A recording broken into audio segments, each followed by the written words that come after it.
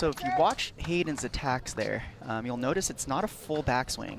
He starts out with his paddle out in front of him, and he loosens the paddle grip to generate that pace with a little bit of a flick, which is great for his attack shots. Once again, with that same technique, you'll notice he's waiting there early, opened his paddle face, and just loosens that grip and then tightens it at contact, just like a whip, generating all that pace on that put-away ball.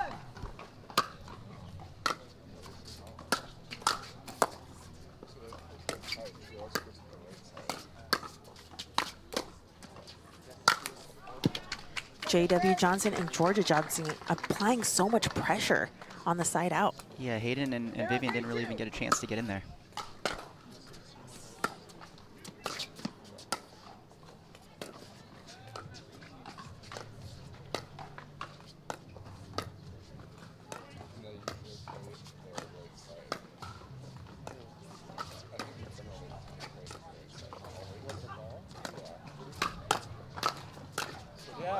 Wow, that was amazing how Georgia got herself out of trouble there.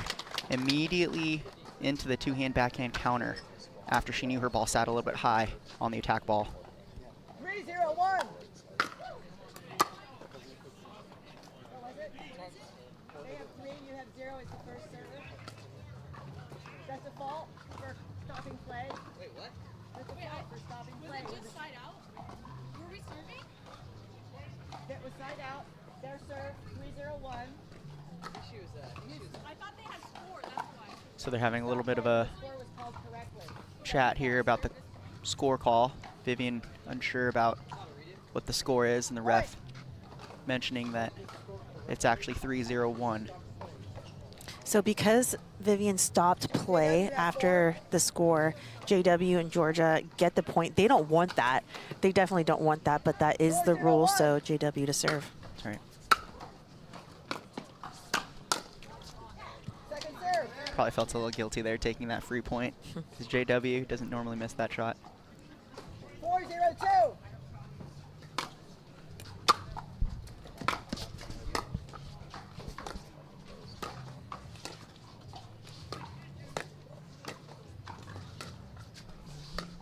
The lob stays good.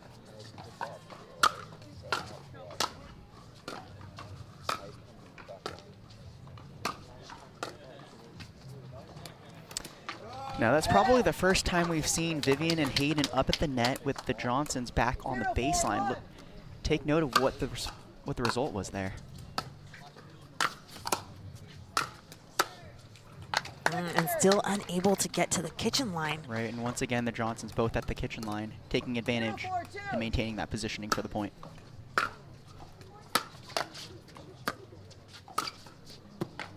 And that's the difference right there. Georgia and J-Dub both at the kitchen line. Glosman probably about a step and a half from that line. And you'll notice the team to that kitchen line is at a major advantage here.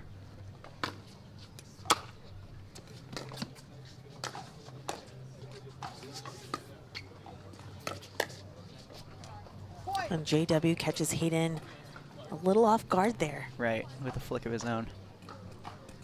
5-0-1. Second serve. It is so important. The third shot and the fifth shot combo are so important at the pro level game. It has to be on in order to get to the net and start some points. Start the rally. Ooh, just long. A little bit long there. JW with this flick. But you're absolutely right, Michelle. That third is super important to get them to the net, even if it's missed a little bit high. Still not dialed in. No. And we always like to say it's better to miss high than miss low, because if you miss high, you're still on the point. If you miss low, the point is over. And there's the third that they desperately needed to gain their first point of game one. So maybe this might kickstart something for them. 1-5-2.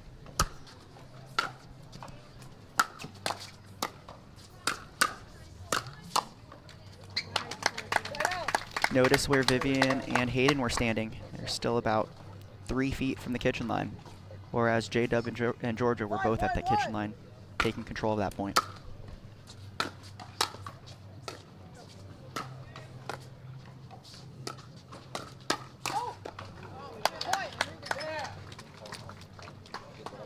Great quick hands battle there by both sides.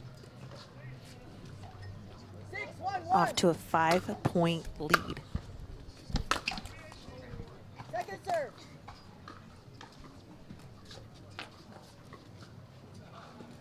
6-1-2.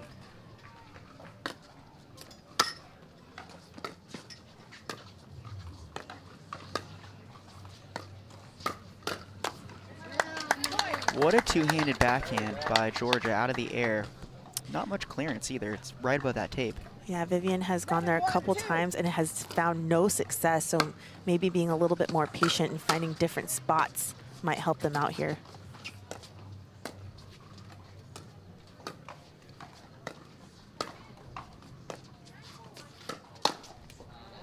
That's not going to do it either. That So isn't. Vivian and Hayden have been initiating, have been speeding up. That has not been a good game plan for them. So what do you think that they need to do here on this side or on this timeout to regroup and get themselves into a little bit more rhythm to gain more points? So if you noticed a little bit in the beginning of the match, you'll see some of the rallies were lasting a little bit longer. And it was because Vivian was being very patient with her cross-court dink with Georgia. And that's kind of what she wants to maintain, just a nice, consistent speed and pace, allowing Hayden to kind of maybe creep in a little bit and do some flicks of his own when he's balanced and not force the issue there. The consistency is the main key, because with the trust that Hayden has in Vivian's consistency, he can then be a little bit more aggressive, knowing that he can assert some of his extra offense there. The problem with pulling the trigger a little bit too early is both Georgia and JW have such quick hands. Their counters are coming back so quickly. They're sitting on it. And they're waiting. Yeah. They're waiting for the counter, and they're not. So Hayden and Vivian really need to focus on that consistency and that patience. Yeah, patience is the name of the game here at the pro level, especially because everyone here is so talented and you can't get away with anything silly, right, and low percentage. Especially if it sits slightly high. So let's see if Hayden and Vivian can pull it together here and gain the side out after the timeout.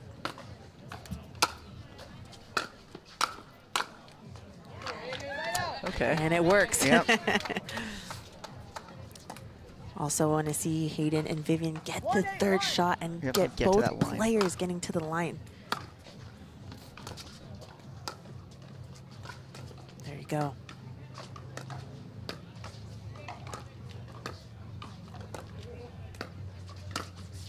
You knew that was coming. JW waiting there with his paddle face opened, ready for the flick, right into the middle of the court. 1-8-2.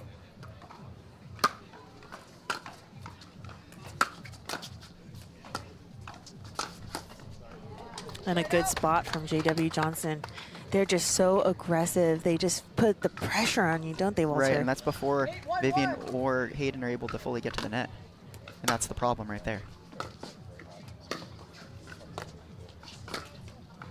So see Hayden there trying to force the issue a little bit, finally getting to the net, both of them there. And he felt the need to kind of apply a little bit of pressure, which probably should have been more of a patient shot.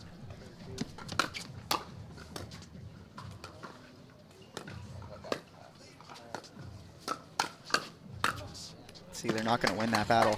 You watch Hayden stick his forehand in there right in front of Vivian, but he's out of position, so his balance isn't quite there, which means his attack sits a little bit high with a little bit less pace, resulting in a counter from JW. And the first game point, and there it is, JW Johnson, Georgia Johnson taking game one convincingly, 11-1. We're gonna go ahead and take a quick break ourselves, so don't go anywhere. We'll be right back with game number 2.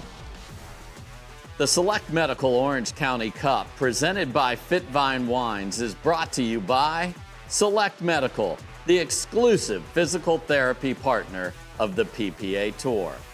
By FitVine Wines, we crush grapes, you crush life. By Oh Snap, grab and go, wherever your taste buds take you.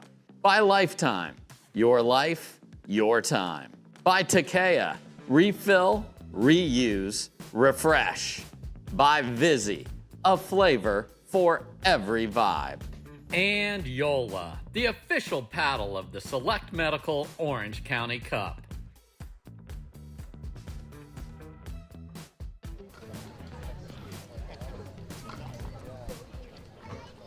Welcome back to the Select Medical Orange County Cup presented by FitVine Wine. We are about to start game number 2 of this bronze medal mixed doubles matchup. On the sideline, you see Breakers coach Jeff Nguyen. And Breakers coach Jeff Nguyen does an amazing job with Pickleball Cares, ladies and gentlemen. Pickleball Cares is a nonprofit organization that brings pickleball to communities and brings out paddles, brings out the pros, brings out the balls, and teaches, you know, the game of pickleball to all the children in the different communities where they have the MLP events. So this month has been full of PPAs, but next month it's going to be full of Major League Pickleball, so that's going to be exciting. So make sure you also follow Pickleball Cares if you have kids or would like to involve your kids in pickleball. Pickleball Cares is a great organization where you want to put your kids in, have them attend. They get a free paddle. They get tips from the pros. How amazing is that, Walter? That's such an amazing cause. So thank you to Jeff Nguyen for leading that Pickleball Cares. And here we are, Georgia Johnson to serve game number 2.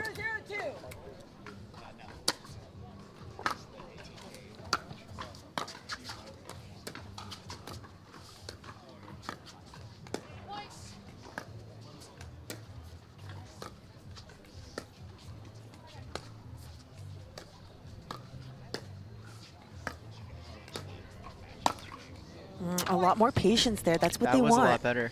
But notice Hayden's speed up there was still pretty low. And so that speed up wasn't really high percentage play, but he was trying to exert a little bit of pressure.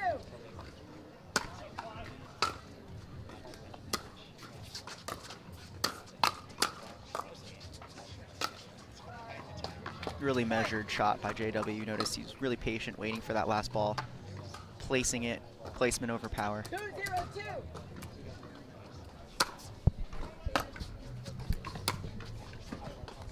Side out.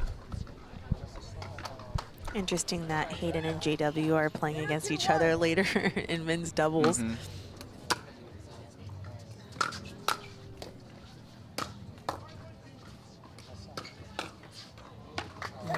Just too much offense there from JW, not letting them get fully established at the kitchen line or even really have a balanced response to his shots.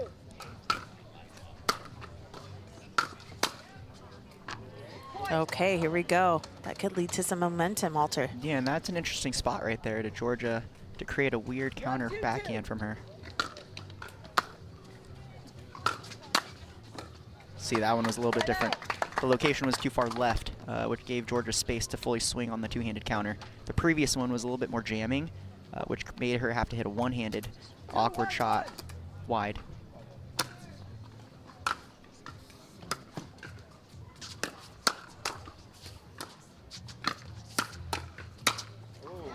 On it. See, so Georgia, I'm telling you, her hand speed is definitely increasing right now from what we've seen in the past, and it's because of the space that she creates for herself. All 3 of those shots, you can see her sliding to the left or to the right to create more space for both her forehand and her backhand. Her anticipation is just so good.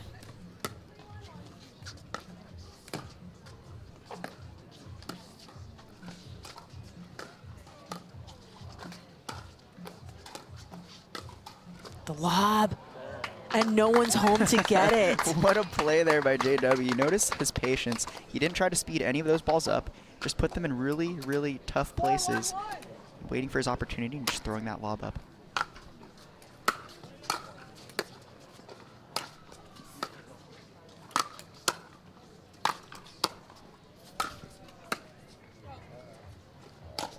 Oh, just out on the overhead. And Hayden had that lined up. Just a little bit of a mishit because the timing of his swing was slightly early.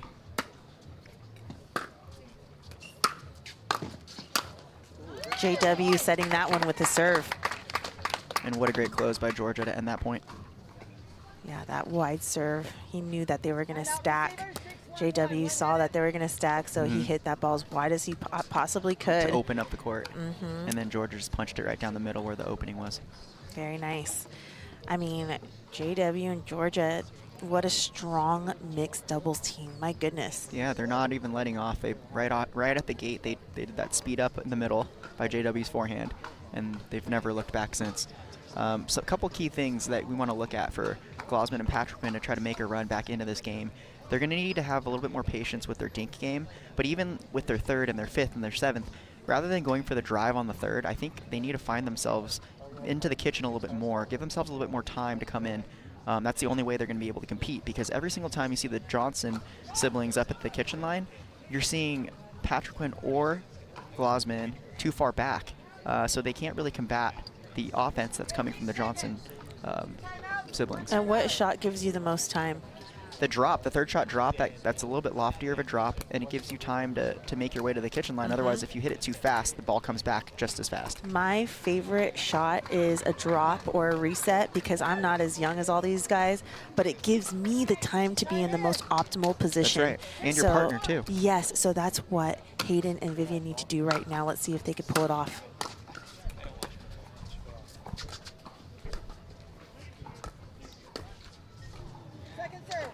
See some patience there, and you get the air from Georgia. 6-1-2. Ooh, and a missed return from Vivian. 7-1-2.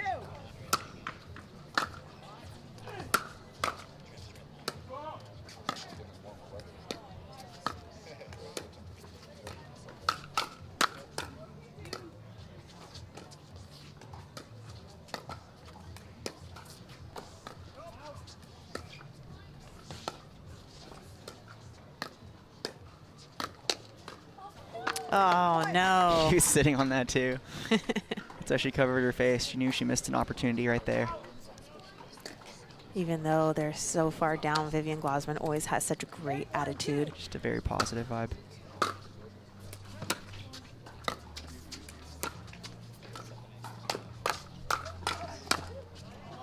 Not much he can do there. Hayden was handcuffed right off the bat. And then Georgia just hits it to the open space.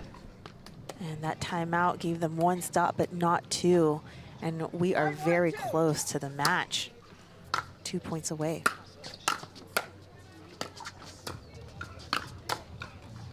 Okay. Maybe a little bit of life. Anything could happen here on the PPA Tour, so a lot of work to do for Hayden and Vivian. That's not going to do it, though. At least they have one more chance at it. 1-9-2.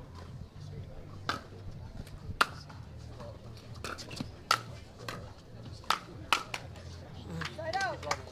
Such a lethal backhand flick that JW has, where he just sits and then just uses all that wrist strength to get that flick to generate the pace that he does.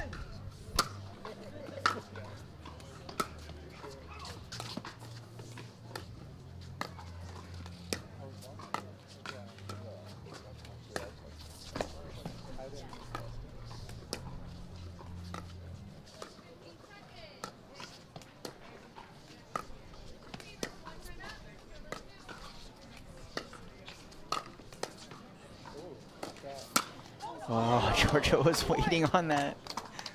And unlucky off of the net as well, as it takes them to the first match point. 10-1-1.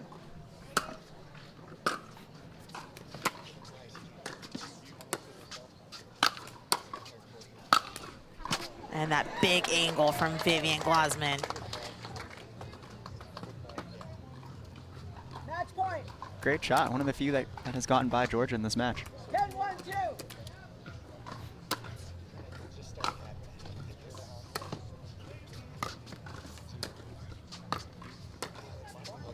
Okay, Vivian Glosman, Hayden Patrick Quinn able to save 2 match points. They need to get points here. They need to make the third. They need to play patient, or they could just swing away.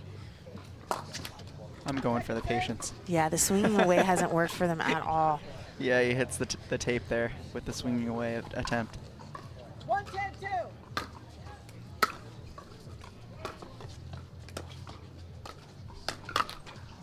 Side out. Vivian unable to read that. And here we are with match point number 3.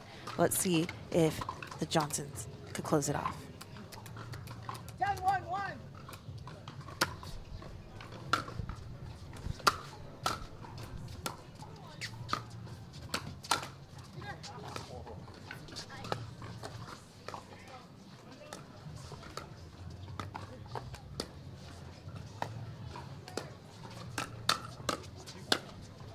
Oh, too good by Georgia and J-Dub. Team Johnson & Johnson will take home the Select Medical Orange County Cup bronze medal here today in San Clemente. So tough matchup. I wish we could have seen a little bit more patience for Vivian and Hayden. Yeah, that was it could have been an exciting match. They just never really got a foothold into that game. They needed to slow it down, a little bit more consistency on the returns and the thirds, but they just couldn't quite get the job done with all the pressure that JW and Georgia were imparting onto them. So congratulations to both teams, though. You know, tough fought tournament, and you'll see Hayden in a little bit as well. Again. Yes, and they will, Johnson and Patrick Green will meet each other in the finals around 12:30 after the women's doubles final on Championship Court over at pickleballtv.com. But up next, we have a men's singles bronze medal match. Ben Johns versus Tyson McGuffin, who will also meet each other again on this court later on today for the men's doubles bronze. So we have some exciting matches coming up for you guys. Don't go anywhere. We'll return with some more bronze medal matches.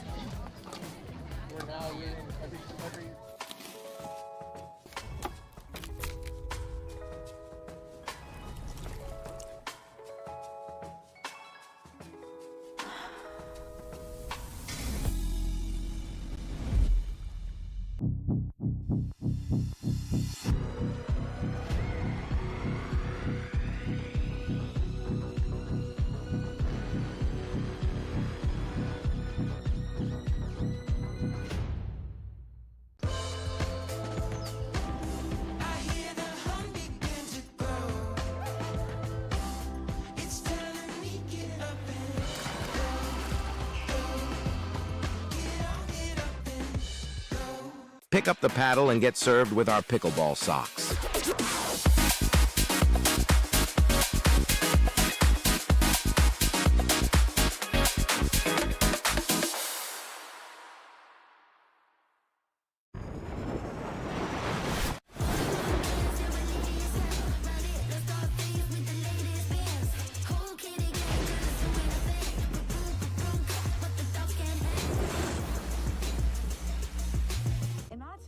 Becoming energy producers would be as easy as biting into an apple.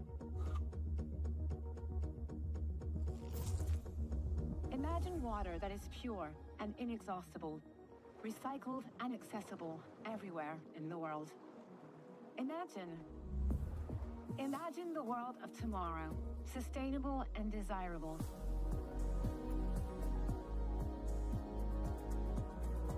Veolia. Pick up the paddle and get served with our pickleball socks.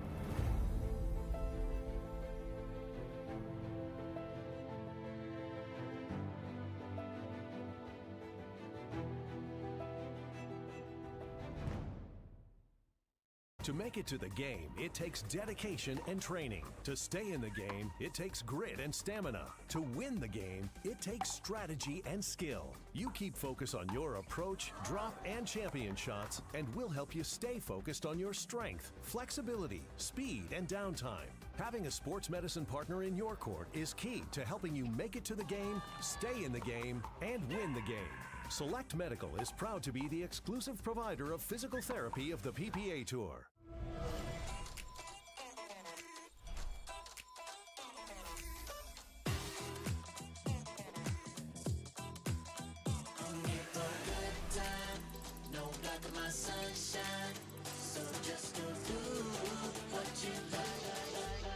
Go ahead, live your best life. Go ahead, live your best life. You can live your best life, best life, best life. This is what you're waiting for. I think we're ready to ride. I think I'm ready tonight.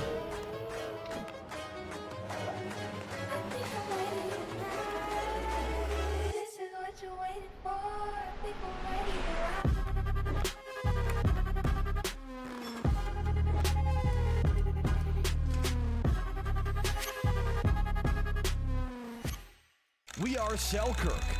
We are pickleball. Pickleball? Yeah, pickleball. All ages, family, friends, dinks, drives, Ernies, ATVs, and whatever this is. 10 years in and just getting started. Here and not going anywhere. We are you, and you are who we work for. Family owned, USA made, pickleball proud.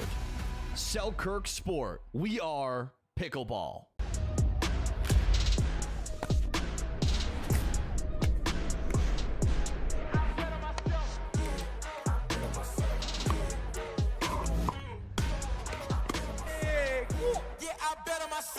Movement Watches is proud to be the official timekeeper of the Professional Pickleball Association. Shop now at mvmt.com. Big it up, big it up. Yeah.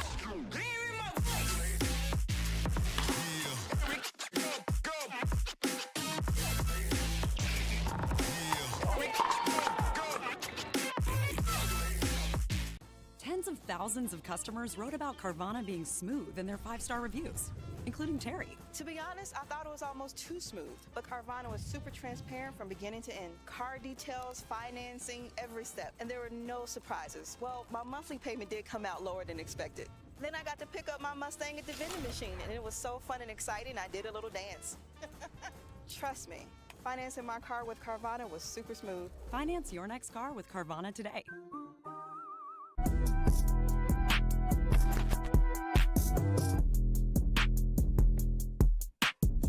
Mein Name ist Martin Emrich und ich bin ein Holbrook-Athlet.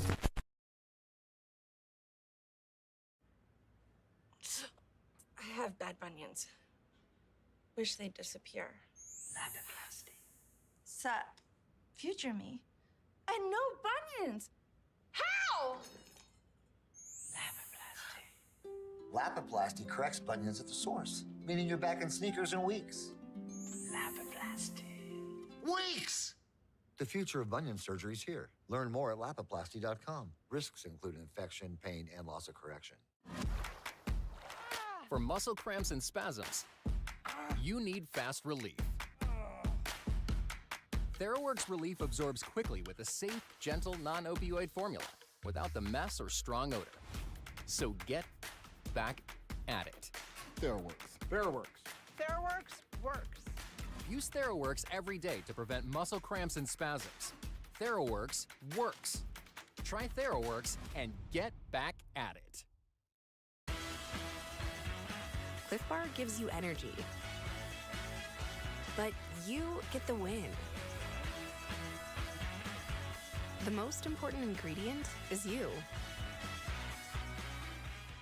To make it to the game, it takes dedication and training. To stay in the game, it takes grit and stamina. To win the game, it takes strategy and skill. You keep focus on your approach, drop, and champion shots, and we'll help you stay focused on your strength, flexibility, speed, and downtime.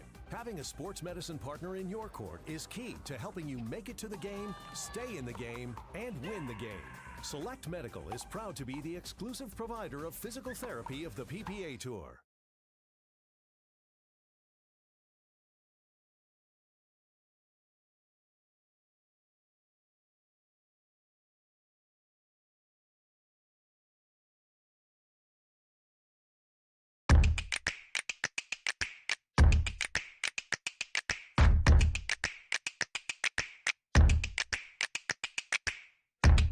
Oh, no!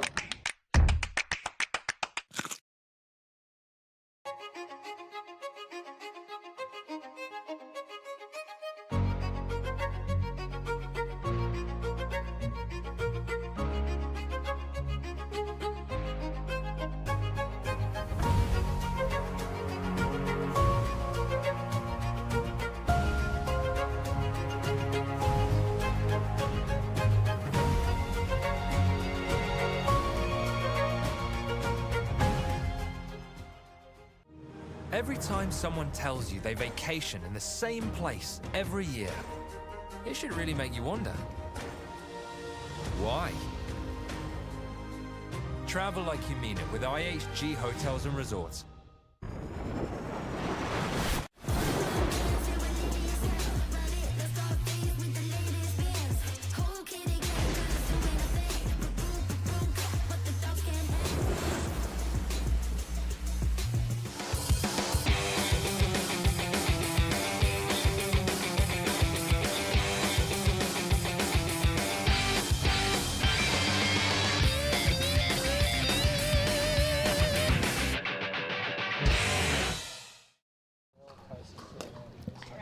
There he was, and there he is, warming up on the court, Mr. Ben Johns here in the bronze medal singles matchup against Tyson McGuffin.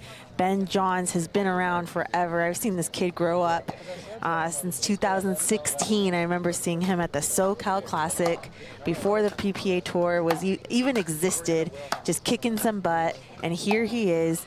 What can we expect from Ben in this singles match? Just more of the same, Ben. Cat and mouse game. Actually, both of them, they both have kind of a similar strategy with very methodical, very well-placed balls, corner to corner. Look for both of them to come in and try to outplace the other player. You'll see Tyson try to start out with his, loopy, deep topspin serve. Right on cue. And right as he hits that serve. But also look to see who's going to be a little bit more aggressive right out the gate, who can actually be more effective with the placement of their balls. You don't see too much of a breeze yet right now, so I don't think that's going to be too much of a factor. So both sides are going to be relatively equal. So I think right out the gates, you're just going to try to see who can be a little bit more assertive with what they want to do to dictate play. And I've been watching these two battle it out for what seems for like over 10 years because they have met in so many matches in the last like 5 years, right? Yeah. And the thing I could tell you about Tyson McGuffin is he has so much energy. He brings out so much passion and energy. And then you look on the other side, and Ben's always just chill as a cucumber. He is just like mellow. Yeah, it's like yin yang. It always reminded me of like if you guys are tennis fans, of Rafael Nadal and Federer match. Those types of personalities are kind of like composure. Right. Even the physicality of it, with Rafa being way more physical of a player and Federer just being the anticipation type of player. You can kind of see that in a Ben versus Tyson. So this is, to me, this is a classic matchup. It's always intense. It's always amazing. The athleticism, the footwork. I love these boys so much. They're both amazing athletes, amazing ambassadors of the game. Tyson McGuffin, if you follow Making the McGuffins, you could follow that vlog and follow Tyson McGuffin on his Instagram. He's very active with his socials. Yeah, he's the consummate entertainer. Yeah, and he's been deemed the most electrifying man in the game. Sports. And in sports or just in pickleball? I don't know. Let's just say sports. Let's just say sports. Let's really highlight it. We'll just say that. Yes, and again, Ben Johns on the far side in the white, if you're unfamiliar with who he is. And we got a little Preston Bice and No Sareben, Ben Johns' homies on the bench. And then you got Kyle on the other bench. Yeah. All right, here we go. It's in. Right there. Ben asserting his passing shot dominance right there. And right in the corner, too. Yeah, look for both of these guys to go inside out on their forehand. If that ball goes anywhere in the backhand corner, they're going to move around it to give themselves options to whip that ball. So Ben trying to show the versatility of his passing shot. First one going inside out, second one going cross court.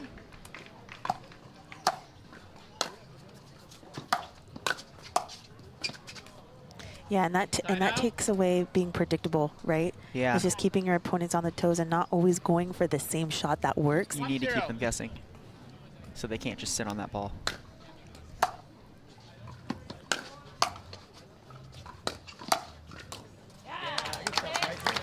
Ben Johns trying to get up to that line, but not quite there on the reset.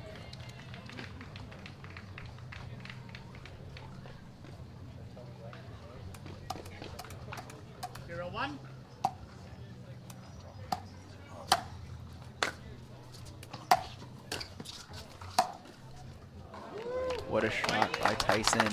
Notice how low he was able to stay to the ground as he continued to extend for that passing shot. That's what was able to allow his forehand to stay in, despite hitting with that much pace. 1-1.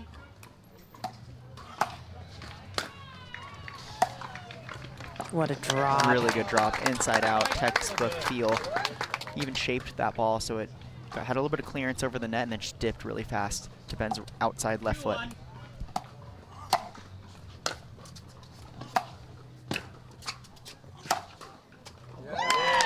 Really good flick with the wrist there on Tyson's cross-court passing shot. You'll notice he held it a little bit to see if Ben was going to cut it off. and then at the last second flicked it left to pass Ben on his forehand side. Oh, yeah. And just showing all of the weapons in his arsenal right there. First one being a passing shot to the deep corner, second one being a passing shot to the short kitchen corner. 3-point lead. And he is running, Walter. Yeah, he's on a roll.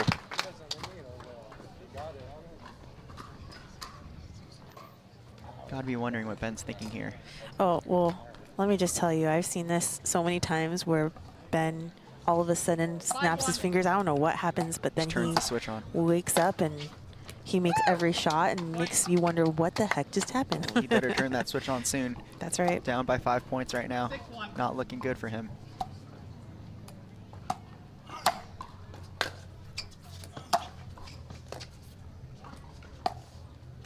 Wow, Tyson with the tongue wag. And he knows he's feeling this first game. Shots are just so precise and crisp at the moment. Oh, just wide on that serve, but not a bad 6-point lead there on that side out. Ben Johns looking to gain some momentum here.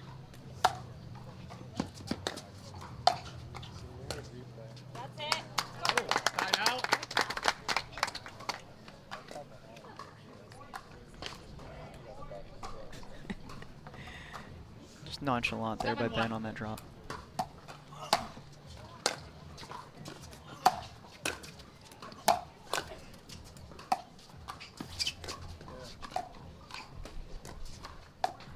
Ooh, a little cat and mouse there, Yeah, Walter. and that favors Ben. So if Ben can get to the kitchen with Tyson, that's going to definitely favor him.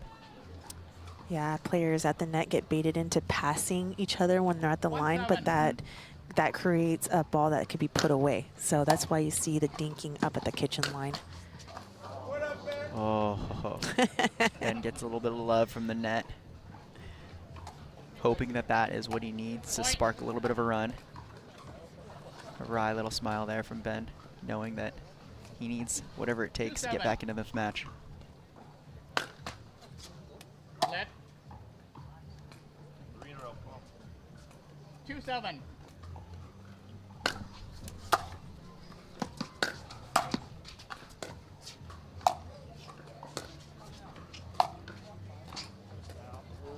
A little bit too much on that flick from Tyson's one-hand backhand. Yeah, Ben Johns had a great shot. That's what created it, was the pressure of the third, or the drop from Ben.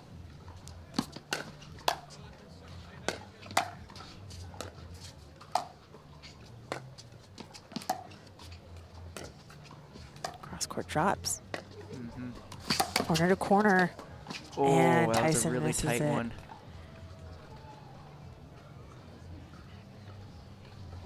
Notice both players are moving the ball around from each corner. 4-7. So neither player can really rest comfortably.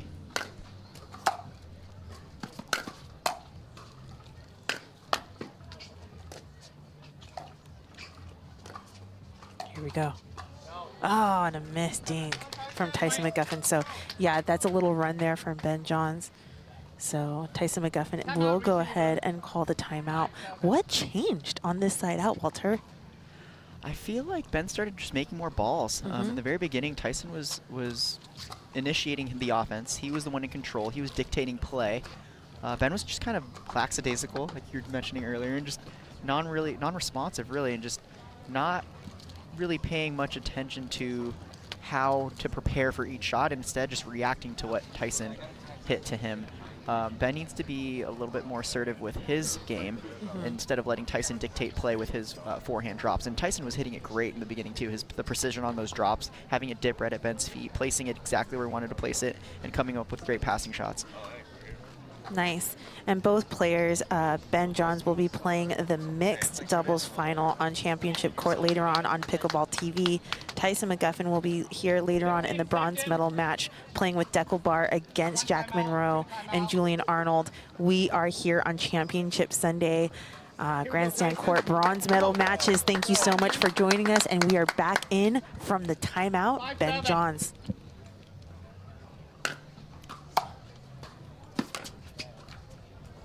And the side out. Great return there by Tyson McGuffin with the heavy slice that stayed really low, not letting Ben get under that ball for the drop that he wanted to hit.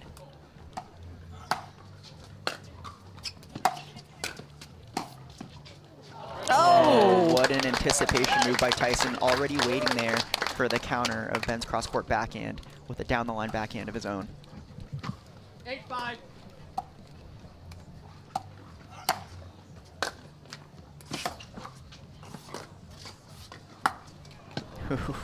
Probably would not. That's not what Tyson's accustomed to hitting, a one-handed passing shot roller. And what's interesting about that last shot is it was in the mid-court. I felt like he could have just dropped it in with a little bit of backspin to get up to the line. But that's what this game is about. It's about patience, getting your opponent out of position. And runs, like what's going on right now. And the momentums, right?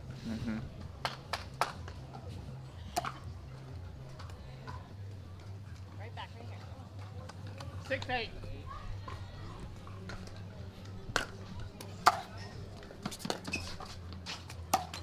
Oh. Tyson had it there, stood up a little bit too tall on that passing shot attempt from his forehand side. And now only down by 1. What a comeback from Ben Johns here in game 1.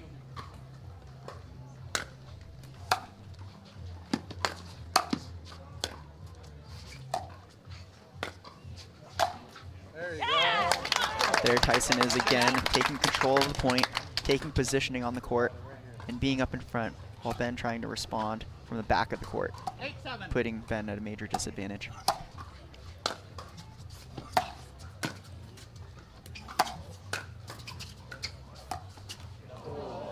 Notice the positioning there, kind of flipped. Ben was at the front, Tyson at the back.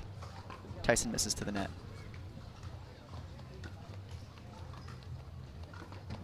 Right here, come on. 7-8.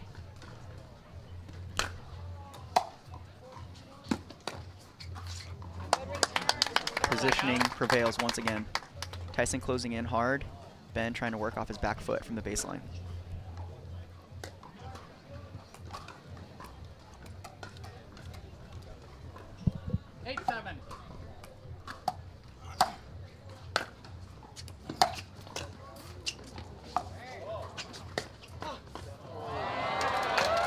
What a shot by Ben there. Like we were mentioning earlier, the cat-mouse game definitely favors Ben if they both find themselves at the net.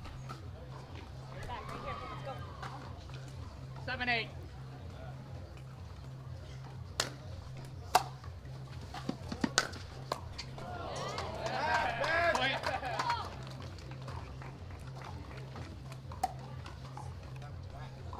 It's all tied up now. Looking to see if Ben can pull ahead here for the first time of this game.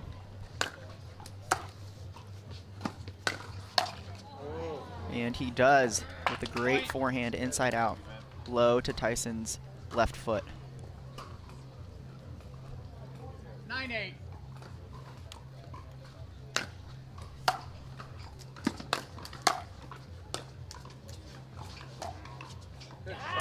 Hey, Tyson McGuffin staying strong here. Great way to respond there. Tyson getting to that net that quickly, taking control of the point right out the gate.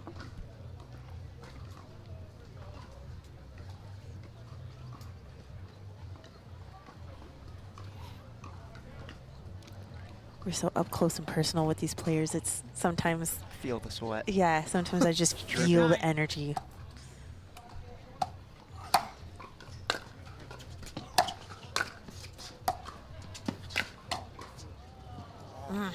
Side out. Notice how quickly Ben got to that line, not even giving Tyson a chance to come up and even the playing field out. 9-8.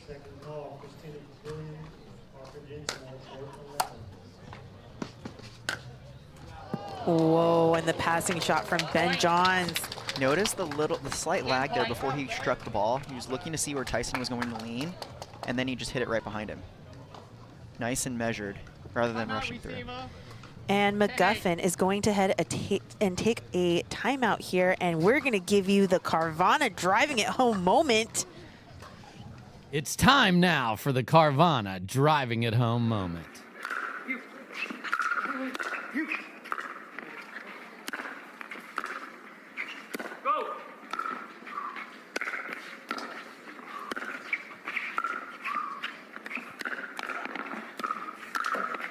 And that will do it.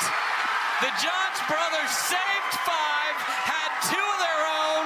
Those were saved, and it is the young man from Southern California's day. Big H is slaying dragons all over the place. They win it 13-11 in the third. That's why we love pickleball right there. Wow, the match that everyone is talking about, the number 5 seed taking the number 1 seed yesterday, the Carvana driving it home moment, something that will be talked about for quite some time. But here we are with the game point. And there it is, Ben Johns taking it 11-8, game number 1. Tyson McGuffin is looking to take game number 2. Walter, what do you think? I think some more of the same from the beginning, from what Tyson was doing to get that big lead. I believe he was up 7-1 or 8-1. That aggression that he had and the precision on his drops was what created that discrepancy. I think he needs to continue to do more of the same. Get to that net as quickly as he can, keep Ben at bay, keep him at the baseline, and don't let him implement his favored cat-mouse game at the net. Ben came back there with a little bit of run of his own with some nice passing shots, some errant missed returns by Tyson. But I think if Tyson can just get that big lead again, but just hold on by just being solid and still maintaining that pressure that he put on Ben in the beginning of the match, then maybe we might be seeing a third. Amazing, amazing analysis, Walter. Thank you so much. Ben Johns definitely turning it on. I knew that was going to happen. I felt like that was going to happen. And Tyson McGuffin, not too bad of a player out there. He's looking for some energy. Kyle's putting some things in his ear on the sideline. And you saw that Carvana moment of the driving it home moment of the PPA San Clemente. What do you think about that? Oh, it was Hayden just Patrick it was and Pablo amazing watching Tellez. Hayden and Pablo push through there. Yes. And it was funny because we were on Grandstand court commentating for the quarterfinals when we heard all the commotion going on behind us. That's right. And when we first looked, remember it was 10-8, I believe. Patrick Quinn and Tellez were up, right? And then you were like, you know what?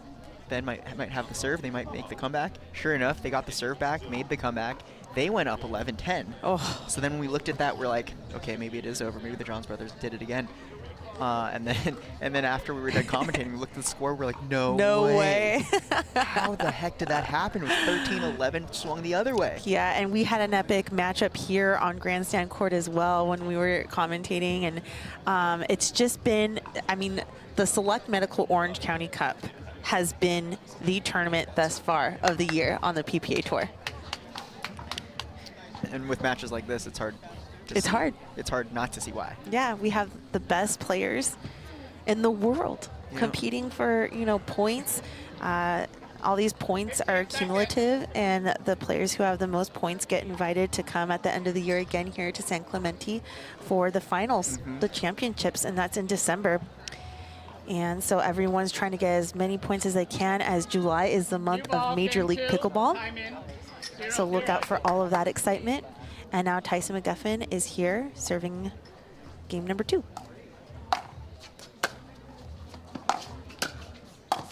Ooh, Ben right there, you could tell with a little bit more energy than how he started the game to begin with. Rushing that line before Tyson could get there himself. 0-0.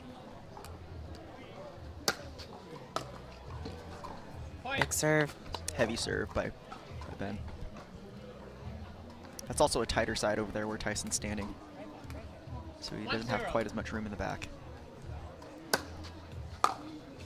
Once again, that heavy serve doing the trick. Let's go, Tyson. 2-0.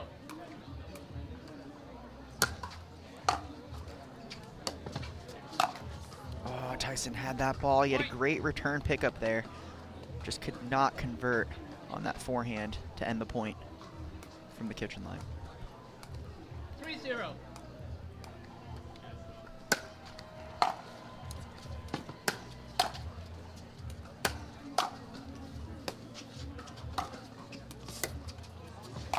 Oh, same miss to the same part of the net. Tyson needs to lift that ball a little bit higher to get it over the tape. 4-0.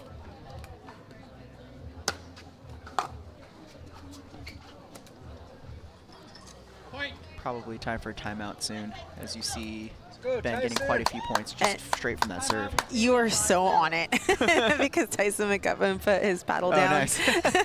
So we're going to go ahead and make a quick timeout ourselves. You guys will be right back with the conclusion of game number 2.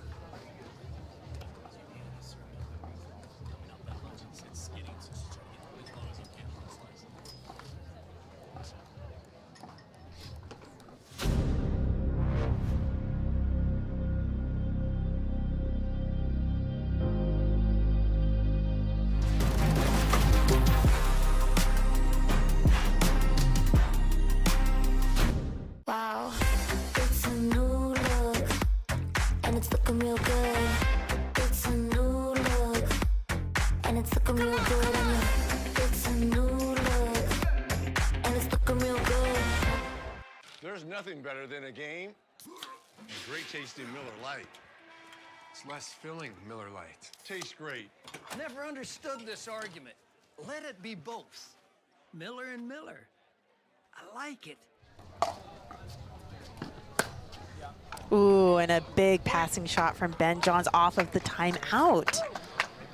You can just tell he has a little bit more energy and pep in his step right in the beginning of the second game here. Not wanting to let Tyson get back into this match.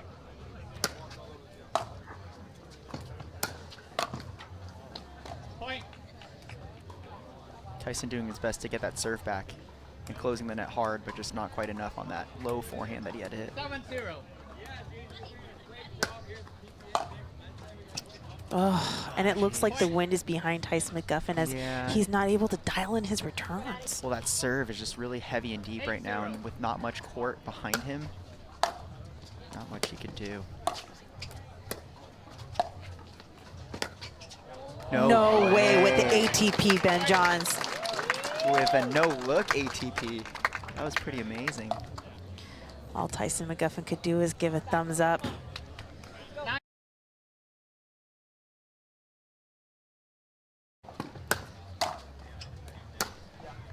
So big, so big. So with that big serve, the pressure that he puts on Tyson is just so immense that it's hard for Tyson to come back from that. 10-0. Match point. Okay. There we go. Side out. A big 10-point lead. Could Tyson McGuffin come all the way back? It's possible. Sure hope so. 0-10. There's one. And the crowd is pumping up Tyson McGuffin.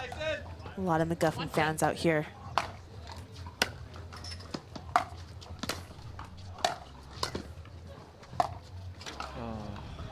Side out. You could see he was going for the short forehand angle there Match point. to make his way back to the net, but just a little bit too short and not enough grab on that ball. 10-1.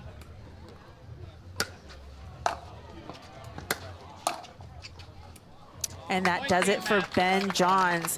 After the second match point, he takes the bronze medal match here at the Select Medical Orange County Cup presented by FitVine Wine. Don't go anywhere, you guys. We're coming up with the women's singles bronze medal matchup. Brooke Buckner versus Judith Castillo is coming up next. You're not going to want to miss the rest of our bronze medal matches. We'll be right back.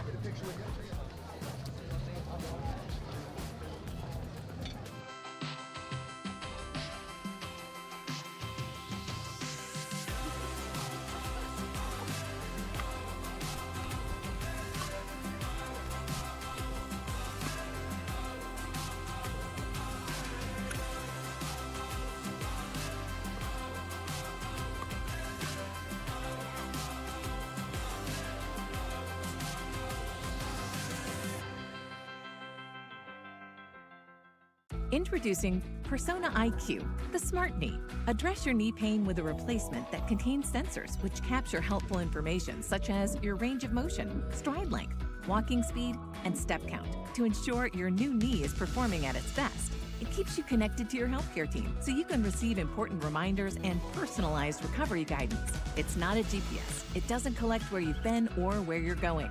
Persona IQ, a smarter way to regain mobility. Imagine that becoming energy producers would be as easy as biting into an apple. Imagine water that is pure and inexhaustible, recycled and accessible everywhere in the world. Imagine the world of tomorrow, sustainable and desirable.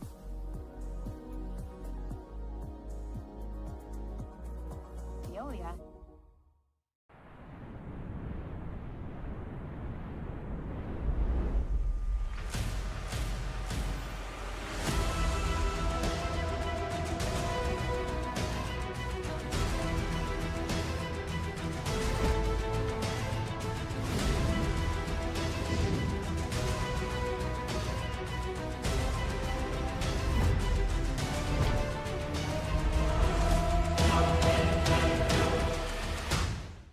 Before it's the movement on your wrist, it's dreamed in California.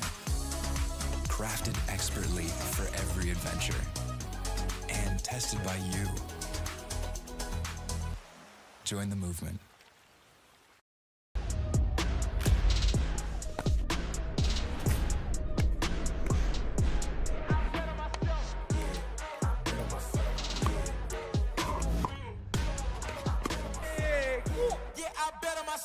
La Roche-Posay sunscreen blocks up to 98% of UVB rays and helps prevent visible sun damage. The only sunscreen with Celac Shield UVA UVB protection plus antioxidants. La Roche-Posay, the official sunscreen of the Professional Pickleball Association.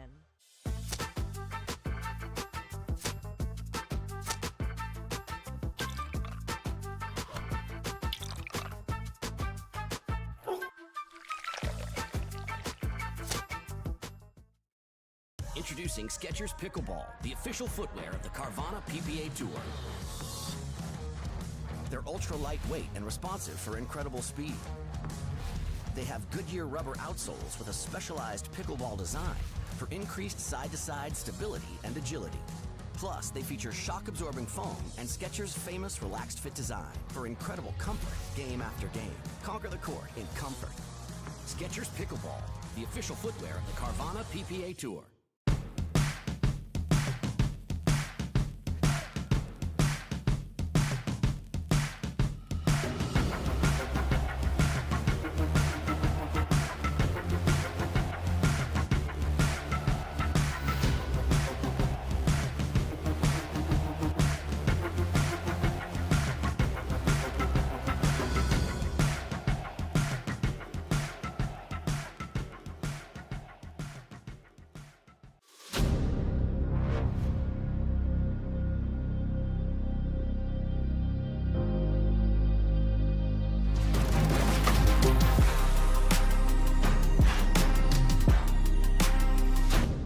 At Baird, we offer a different, more holistic approach to wealth management. With your career, family, friends, and community, finding time for you and making sure your family's financial plans are on track can be a real challenge. At Baird, our financial advisors get it. We'll partner with you to create a unique financial plan and coordinate with your legal and tax advisors to bring it all together so you have more time for what matters most. La Roche-Posay sunscreen blocks up to 98% of UVB rays and helps prevent visible sun damage. The only sunscreen with Celac Shield UVA UVB protection plus antioxidants. La Roche-Posay, the official sunscreen of the Professional Pickleball Association.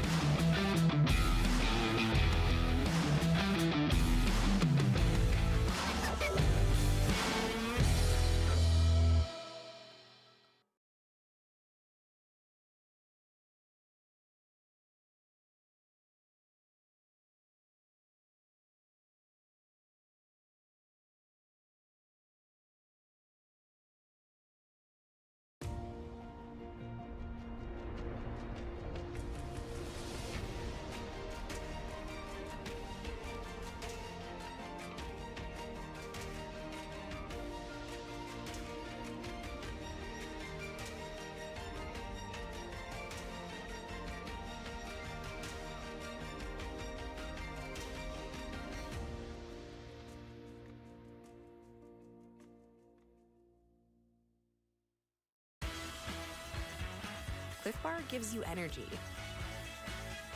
but you get the win. The most important ingredient is you. Imagine that becoming energy producers would be as easy as biting into an apple. Imagine water that is pure and inexhaustible, recycled and accessible everywhere in the world. Imagine the world of tomorrow, sustainable and desirable.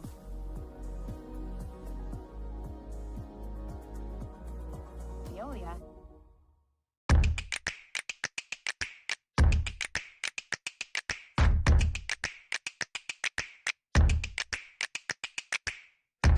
Oh, no!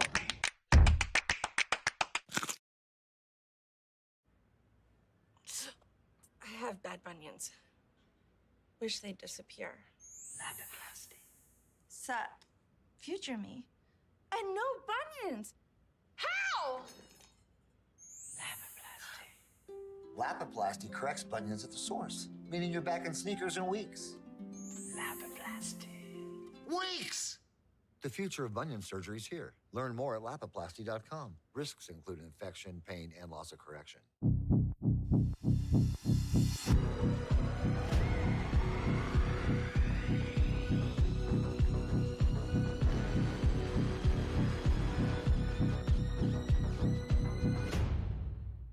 La Roche-Posay sunscreen blocks up to 98% of UVB rays and helps prevent visible sun damage. The only sunscreen with Cell-Lock Shield UVA UVB protection plus antioxidants. La Roche-Posay, the official sunscreen of the Professional Pickleball Association.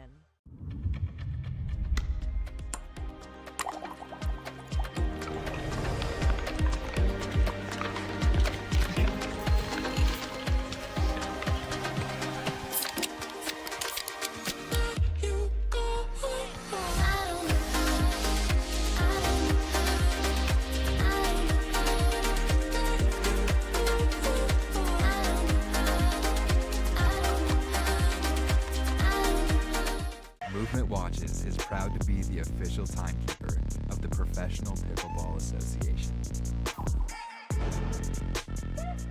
Shop now at mvmt.com.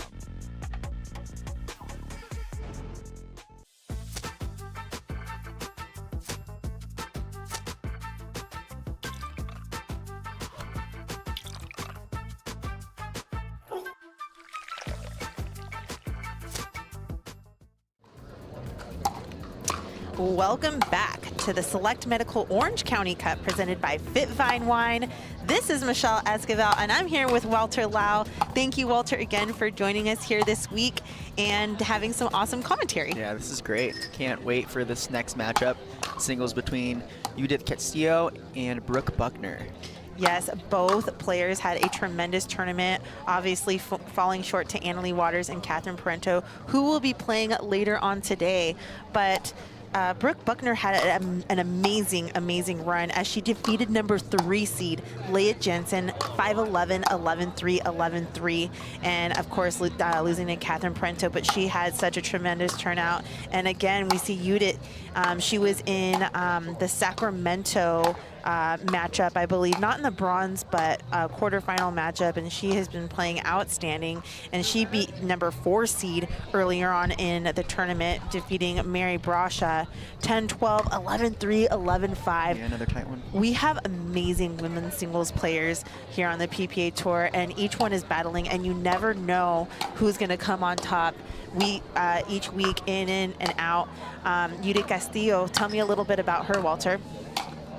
So Judith's a great tennis player, great strokes, really good court coverage. So really look, the key takes is look for her to be really consistent and just get running a lot of balls down, trying to combat the great ground strokes of Brooke Buckner, who's notorious for her really solid striking capability with her ground strokes. Really good counters with her two-handed backhand, as we saw in her doubles match, where she would bait people to hit to speed up to her backhand just so that she could speed it up back. And with Judith, she actually, I spoke with her yesterday and this morning and had a couple shout outs for her friends and family at home, especially those in Louisiana and in Spain who are watching. and to her team for always supporting her. She wanted a shout out to her sponsors as well, and has said that the crowd out here in San Clemente is unbelievable, an atmosphere that she always loves. A couple fun facts before we get started here is that she loves coffee. So she loves it so much that she feels like the cost of their coffee is probably going to cost more than her entry fees for this tournament alone. And some strategy tips that Brooke wanted to mention that she was going to try to go for is she knows that Brooke is going to crush the ball. She knows that the ground strokes are going to be really heavy, so it's kind of the onus on her to keep her legs under her and just be at 150% to be able to get to all of them. So her mentality just has been to play, or try to play to the best of her ability, so she can just have great matches and raise their level of play from match to match, whether it's this tournament or the next one, because she's just constantly working towards progress. So really look for Brooke today crushing those ground stroke balls, but Judith to kind of counter that with her footwork, her speed, and her ball making ability.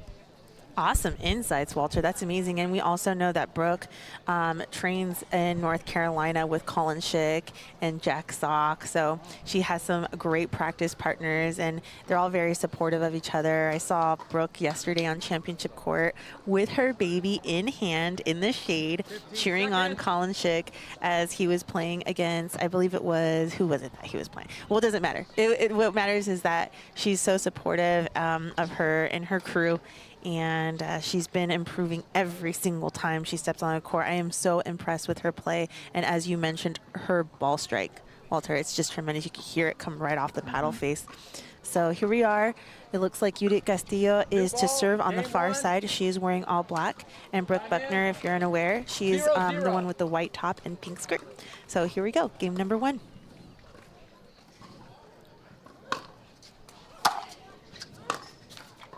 Side out. Great serve by Brooke Buckner for the first point of the game. 0-0. Or great return, sorry. Side out.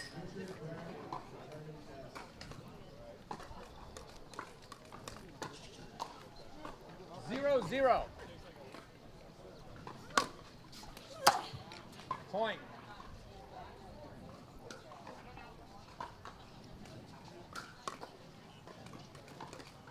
One zero.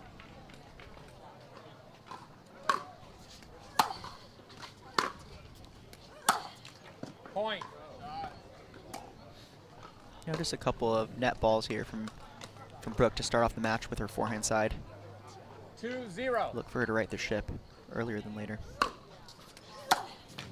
Once again to the net. It's 3 missed net balls from Brooke's forehand side. She has been kind of leaning back right on the strike. If she stays forward on that, she's going to be making them in no time. That's an adjustment that she'll definitely find.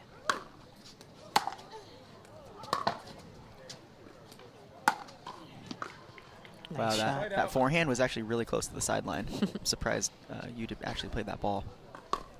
But credit to Brooke for staying into that point and digging down for a strong backhand passing shot cross court.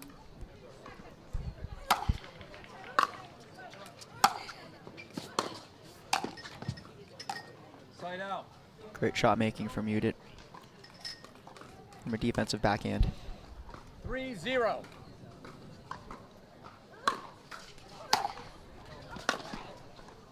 Side out.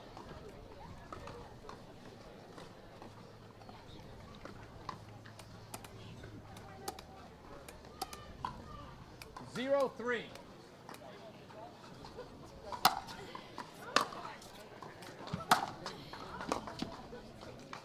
What a heavy forehand by Brooke Buckner there to set up that missed shot into the net. So much action and spin and depth, especially with the court not being as far back, not having as much space there.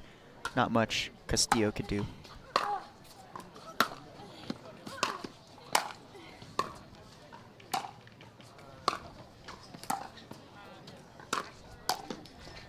What a get. Wow, what a wind-up. Notice how much torque Castillo got on that backhand. She had to twist a little bit to the left, but really load up on her left leg to generate the torque and pace that she needed for the cross-court winner.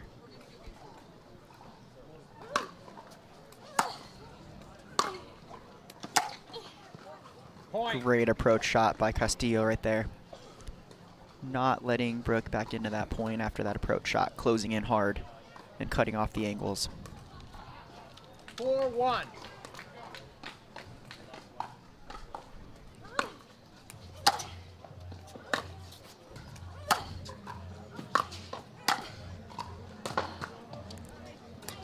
Side out.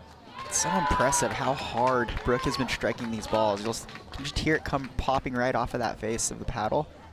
Everything's so deep with so much action, and there's not much you could do with that little time from that far into the court.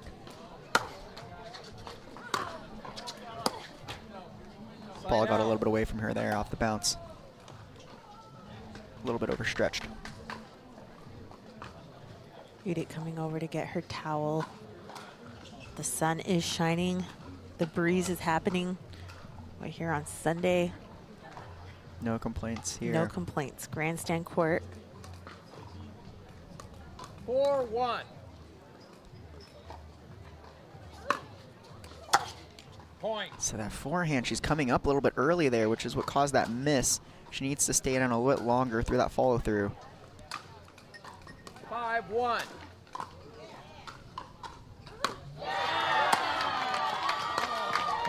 Yeah, it's tough to get into a rhythm, right? It's hard to like find your shot in the middle of a match. But when that happens, I tend to start making higher percentage shots. But it's hard to do that because your opponents could then take advantage.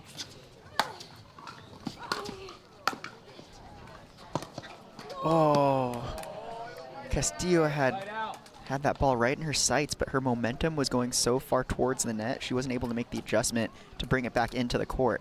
So the momentum of the ball just kept going wide. She wants that ball back, though. She was there. 1-6.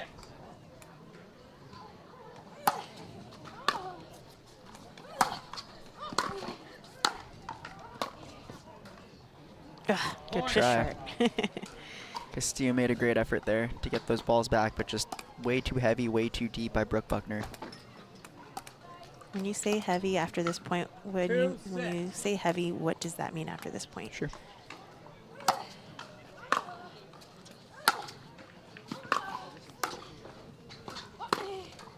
Wow, speaking of heavy, Castillo there with the heavy backhanded winner up the line. Heavy. So to get it, ball to be that heavy, you really have to generate a lot of spin and action, while also generating a lot of depth. So once the ball hits, it just explodes off the ground, which makes it extra heavy and tough for your opponent to really do much with because they're pressed for time. Point. And Brooke just can't quite find her forehand return yet in game one so far. We've noticed quite a few misses into the net. I think she's going to have to hunker down a little bit before making contact with that ball instead of coming up too soon to generate a little bit more forward inertia with that swing, like that ball right there.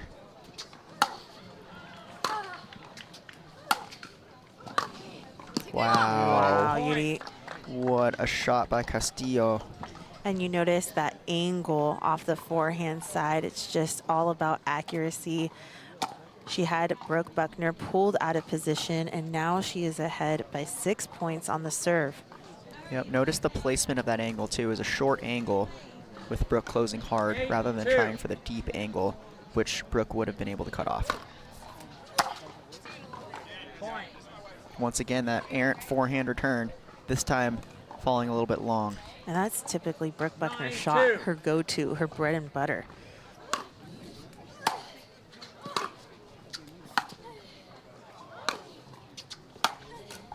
Point. You can sense her getting a little bit, I guess, more tired on that point with the slice. She hadn't hit a slice for some time. Typically when players hit that ball, it's because they want a little bit more time to recover to get back into the point, or maybe because they just need a little bit more energy.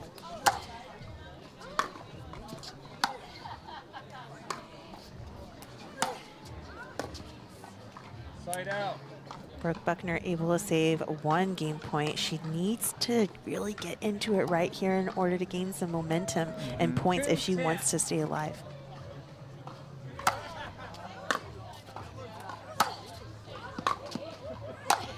Yeah, that's what she needs to do right there. Heavy forehand in the deep corner, close in hard, and just put away that ball into the empty space.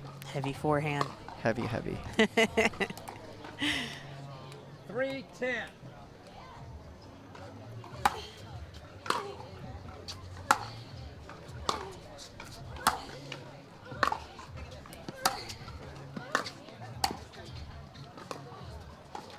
Off the net.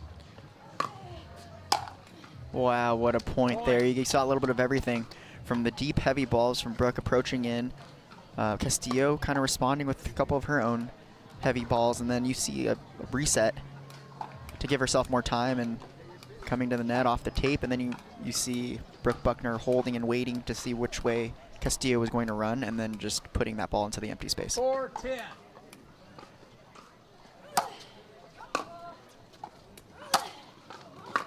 A little bit long there by Brooke Buckner's forehand side.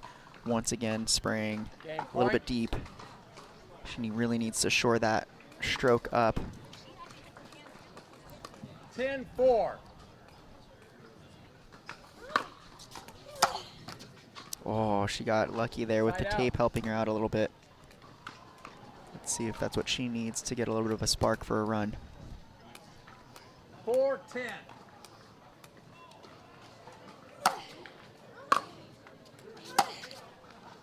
Once again, coming up a little bit early on that stroke. You'll notice as she was approaching towards the net, she didn't give the ball enough time to make contact with that paddle face. Coming up back of the ball, made the ball spin down into the net rather than going forward over the net.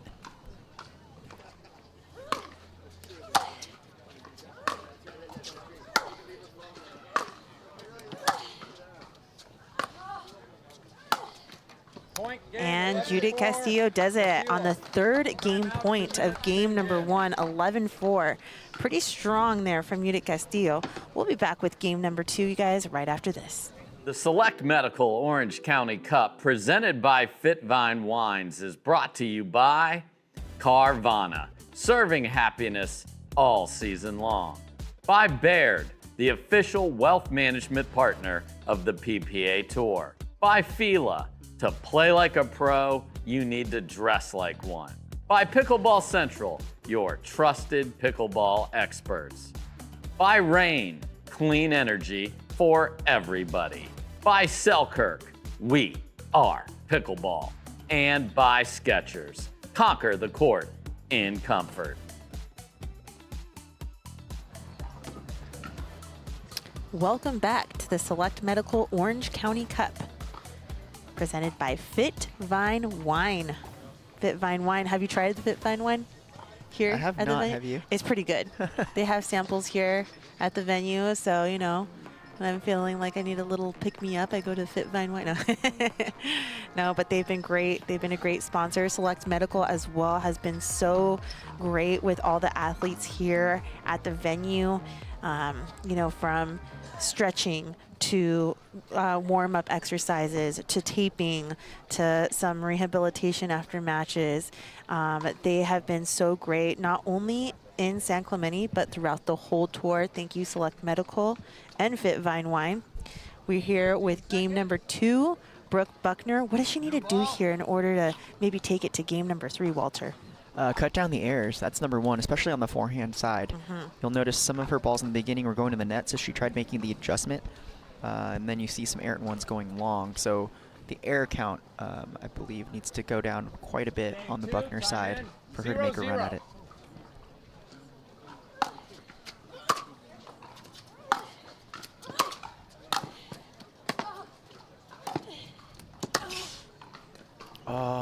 Castillo was right there with that forehand pass as she looks for that ball to land in the corner, but it sails a little bit wide.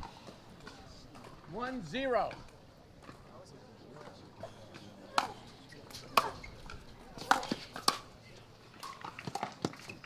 What a drop volley there from Judith Castillo. With a lot of backspin action to boot, making it really tough for Brooke to get under that ball enough to be able to clear the net on it. 0-1.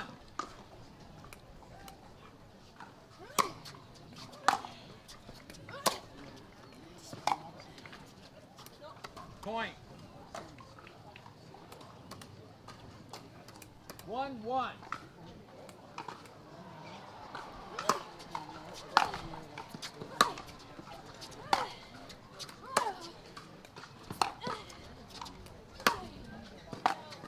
Ooh, just long, but I really like Overdid it that a little backhand bit. angle there from Judith Castillo. That gives her so many options to create variety on her point.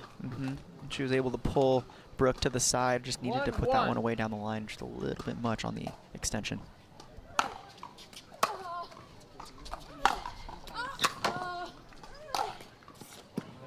Too much firepower on Brooke's side. That And all stemmed from Brooke's serve, right? Deep Big serve. Deep serve, quick close, and then a great angle on that put away for the overhead. 2-1.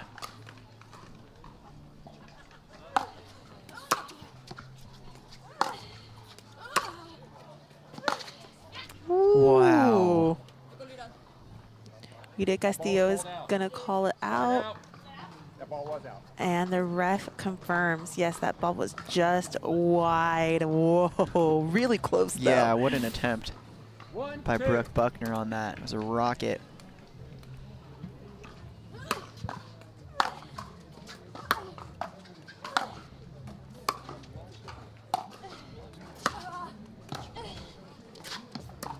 So good there by Castillo.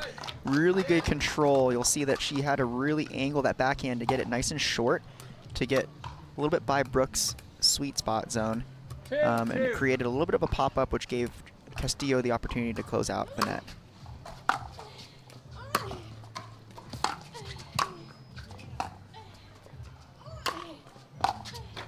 Point. Great job by Judith closing in hard after a great approach shot. 3-2.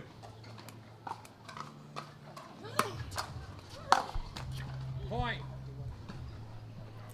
Judith keeps targeting the forehand of Brooke Buckner. Look for her to continue to do that. Attacking the Buckner forehand, looking for either the air 4-2. to the net or the air deep.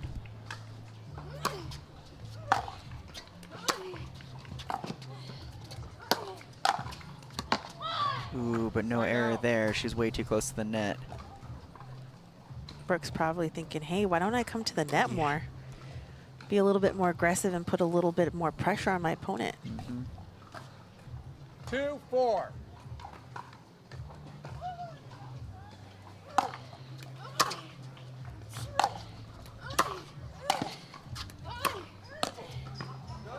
Too good by Castillo there. Even though Buckner was able to close in hard, Castillo's passing shots, the placement was just a little bit too precise for her to be able to combat.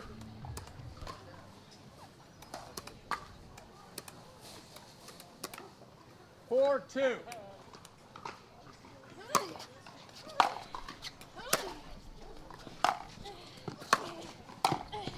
Too good there. Side out. I broke Buckner as she closed hard.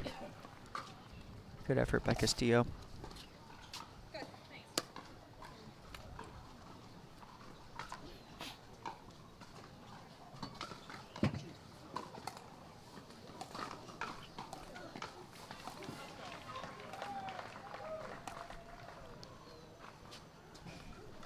Two, 4.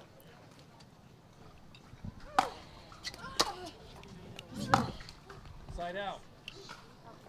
A little frustration from Brooke.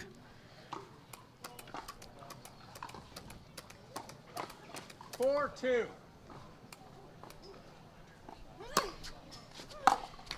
Point. Same forehand miss to the net that we saw in the beginning of this match by Buckner.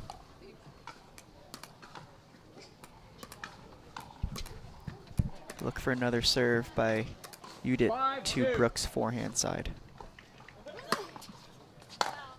Side out. She tried something different there, missing it a little bit long. 2, 5.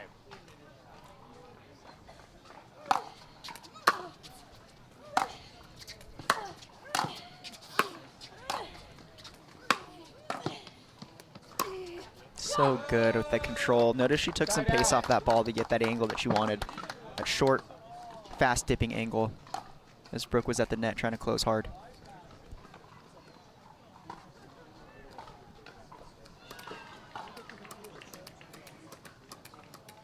Five, 2.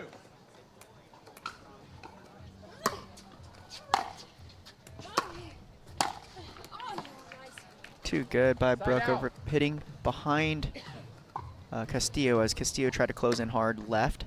She hit behind her forehand to Brooke Buckner. Great placement with that ball. 2-5.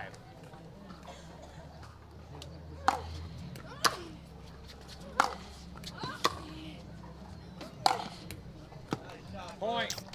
Okay, a little bit of a run here from Buckner, stringing a couple points here together. This is where it starts. This is where things could catch on fire. Plays like that could carry on for several points. So let's see if Brooke could do it here on this side out. 3-5.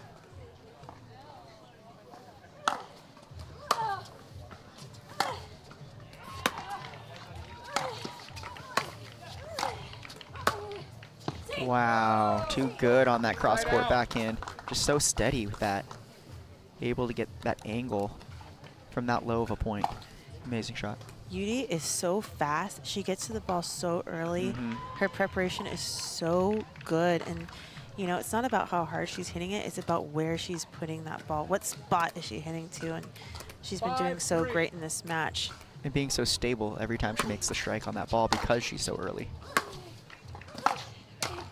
Oh, speaking of stable, she was still taking a step there to her right. Definitely on the baseline on the for me. baseline is what we're referring to, that's right. It's a little tricky getting up to the net for women just because they don't have bigger strides, and it's tough. It's tough to get past. Once again, that short cross-court backhand. Look for her passing shots to be in that spot. It seems to be a favorite placement for her. And if both ladies, when they come to the net, if they don't have to get all the way to the non-volley zone line, really what they have to do is just stop in the right moment to guess which side, or not guess, but see, which side it's coming to. That's all it is when you come up to the net. You don't have to get all the way up to the line. And sometimes by doing that, you put yourself in jeopardy because you're still not completely stable when you're making contact with the ball. Right. All right, we're at a gridlock here. Brooke Buckner down by 2.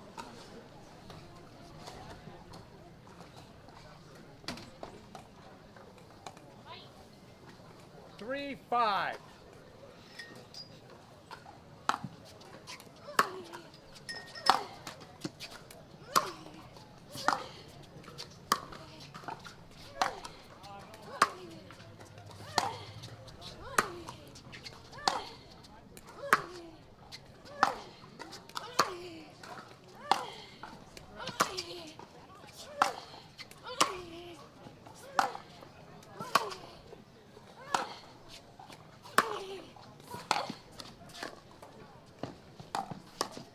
Oh my gosh. So what we were talking about earlier about that anticipation, she was there with plenty of time. Castillo was on that backhand counter. Before Brooke even hit the ball, she was already going to her left. Definitely the oh snap point of Grandstand court so far. That was pretty snappy. Have you had the oh snap pickles here? Oh my gosh. I live off of those oh snap pickles. Every tournament, every PPA tournament, grab like 5 bags. Oh snap. Well, Call pickles it are the supposed to snap. help you with cramping too, so. Oh, okay. 5-3.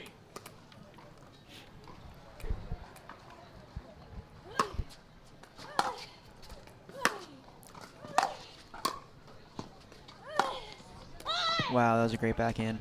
Side out. Castillo was leaning to the right and it still got by her. That's how much pace that was put on that ball. And then it dipped so fast into the corner. No chance on that. 3-5.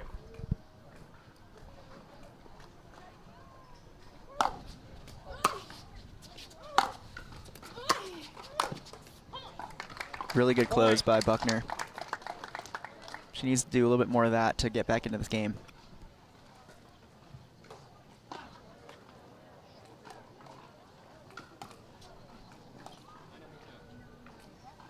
Four, 5.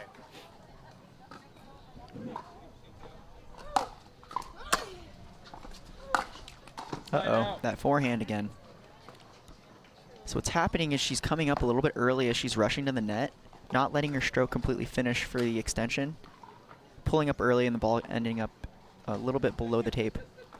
She needs to stay down through that follow through and then continue running towards the net.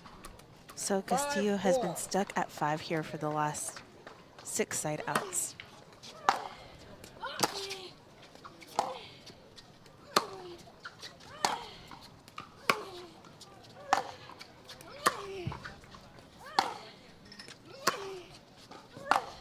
So finally, after the 6th side out, she's able to get a point, and that's huge when you're stuck for quite some time. And She's got over a little bit of a hump. Yeah, and she decided to stay back on that point. She didn't come up. She didn't rush it. She decided to grind it out and work her way closer and closer. And the way that it was successful was that on the other side, Buckner also stayed back. And Castillo's been getting the best of her when that were to take place. The only time that Buckner's been able to capitalize is if she closes harder. Point. Coming up early on that forehand again, once again into the net. Brooke having a conversation with her paddle. Maybe she's not feeling it. And interestingly enough, we were talking to Hayden in the previous match. He just couldn't feel it off of the paddle because of the weight.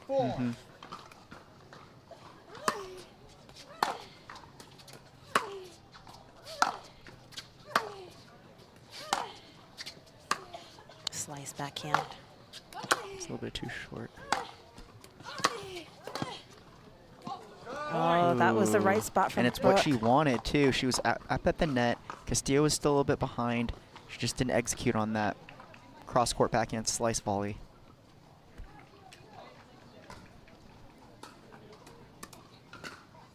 Castillo starting to pull away a little bit here after getting over that hump off of 5.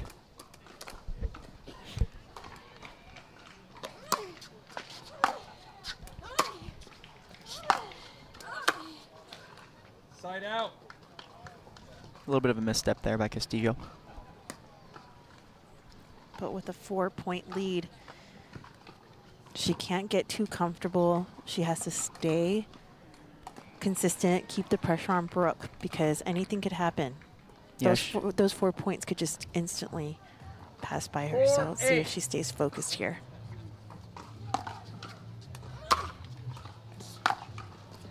Same thing, errant forehand by Brooke. Really look for Castillo to attack the Buckner forehand. She has been having success with that throughout this match so far.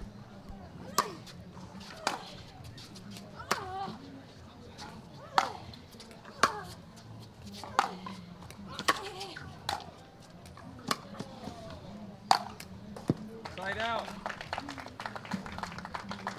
Too much real estate for Castillo to have to cover from corner to corner, angle to angle. Buckner really dictating play on that last point. She needs to do more of the same to cut into this lead. 4-8.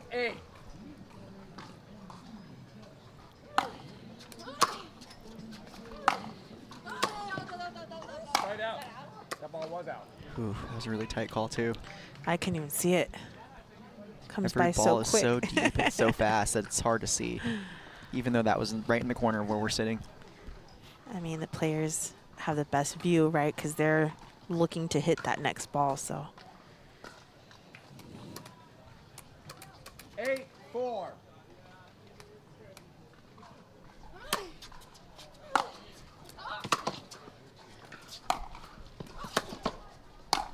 Yeah, that return was what gave Buckner the point.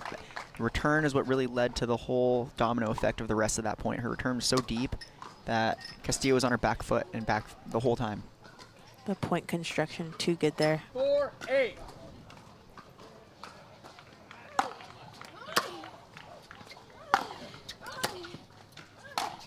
Oh, she wants that one back. Great approach shot, too. She had the closeout ball and just sprayed it a little bit long.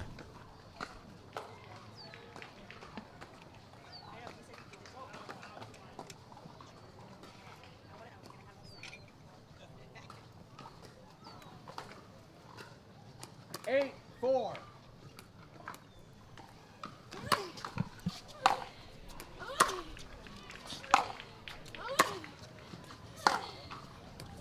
Point.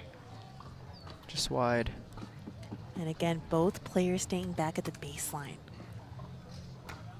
Udic coming up on top of that point again.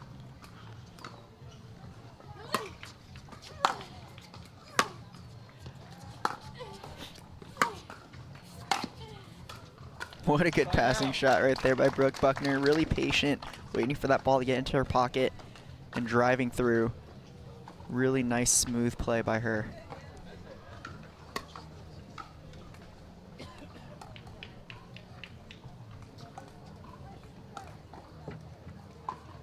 Four, 9.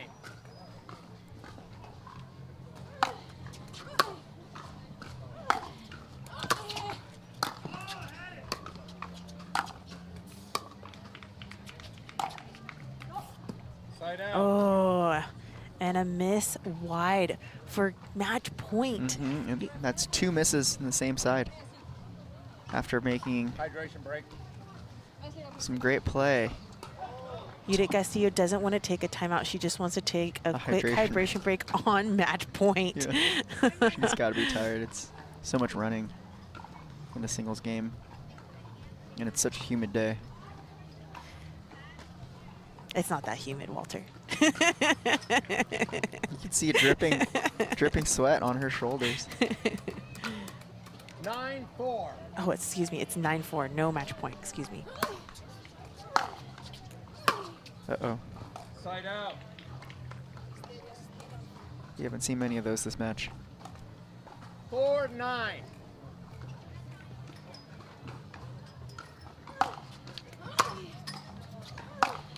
Side out. Now those you've seen quite a few of. The net ball, the forehand from Buckner into the net. Singles game is just so much more physical that it mentally gets into your head.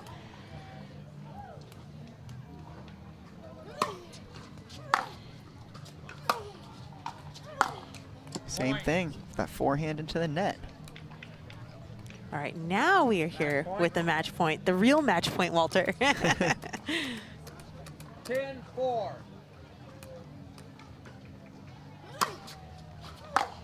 There it is. And there it is, Udic Castillo with the win over Brooke Buckner, 11-4, 11-4. She is taking home the bronze medal here at the Select Medical Orange County Cup. Congratulations, the Udic Castillo. Nice work, and congratulations to Brooke Buckner for such an amazing performance this whole week here in San Clemente. We're going to go ahead and have our next matchup. Coming up next is Todd and Black versus Jones and Tereshchenko. This is our women's doubles bronze medal match. So don't go anywhere. You're going to want to watch this one. This one's going to be a good one, Walter. Can't wait. Yes, and we'll return right after this. You guys go, Van. Good.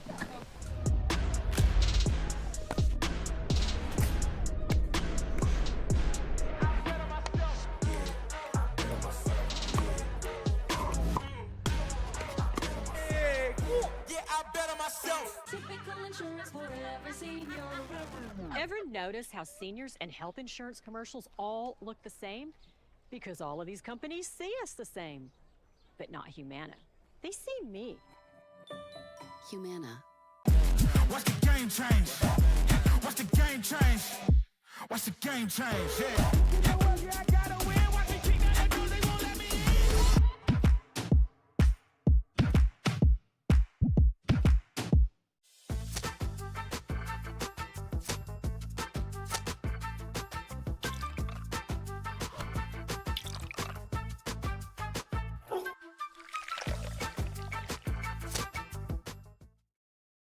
Tens of thousands of customers wrote about Carvana being smooth in their 5-star reviews, including Terry. To be honest, I thought it was almost too smooth, but Carvana was super transparent from beginning to end. Car details, financing, every step, and there were no surprises. Well, my monthly payment did come out lower than expected.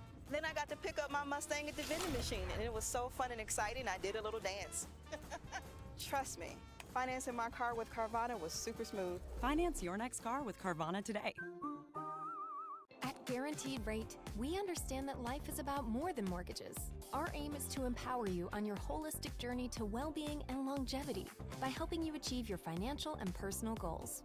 Our new, completely free Rate app focuses on community, nutrition, and exercise, as well as offering a variety of financial tips and tools.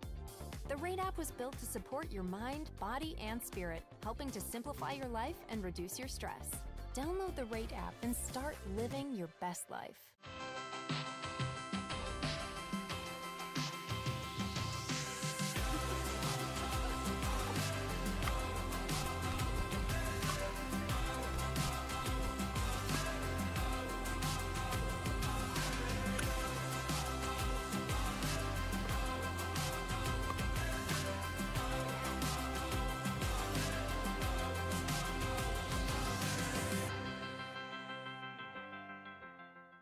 Introducing Persona IQ, the smart knee. Address your knee pain with a replacement that contains sensors which capture helpful information such as your range of motion, stride length, walking speed, and step count to ensure your new knee is performing at its best. It keeps you connected to your healthcare team so you can receive important reminders and personalized recovery guidance. It's not a GPS. It doesn't collect where you've been or where you're going. Persona IQ, a smarter way to regain mobility. Cliff Bar gives you energy, but you get the win. The most important ingredient is you. Every time someone tells you they vacation in the same place every year, it should really make you wonder, why? Travel like you mean it with IHG Hotels and Resorts.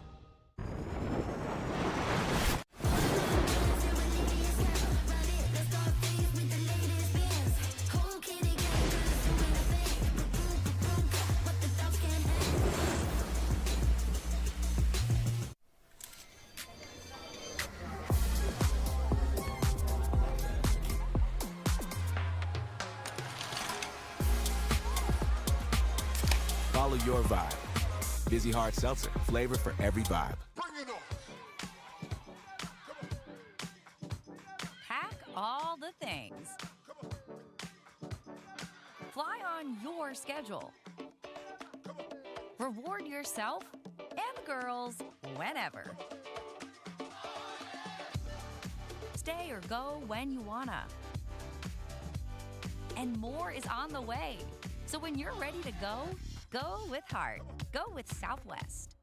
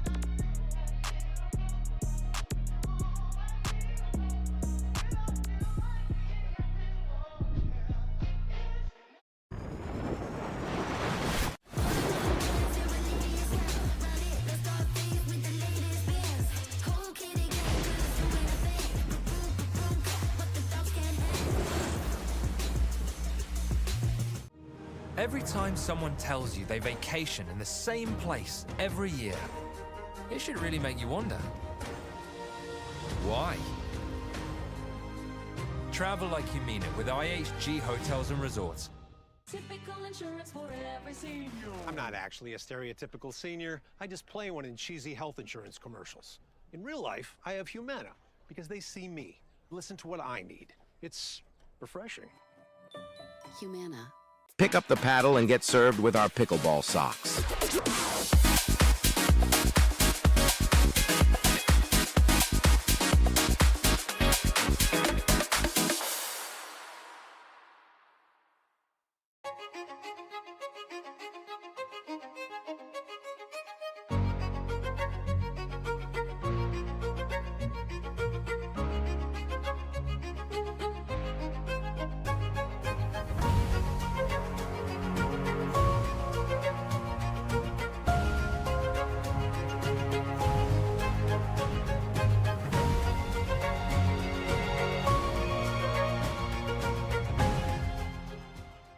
From the world's most iconic tennis arenas to the glint of an Olympic gold medal, a new court beckons, a new challenge arises. Jack Sock has conquered tennis. Now, pickleball's next. Mastery, precision, passion, that's what champions are made of.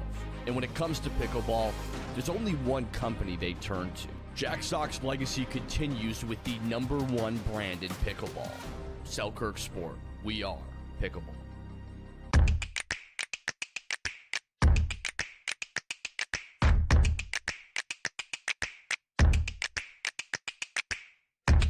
Oh, no.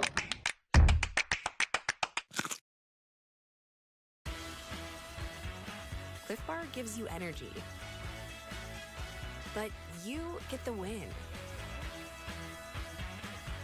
The most important ingredient is you.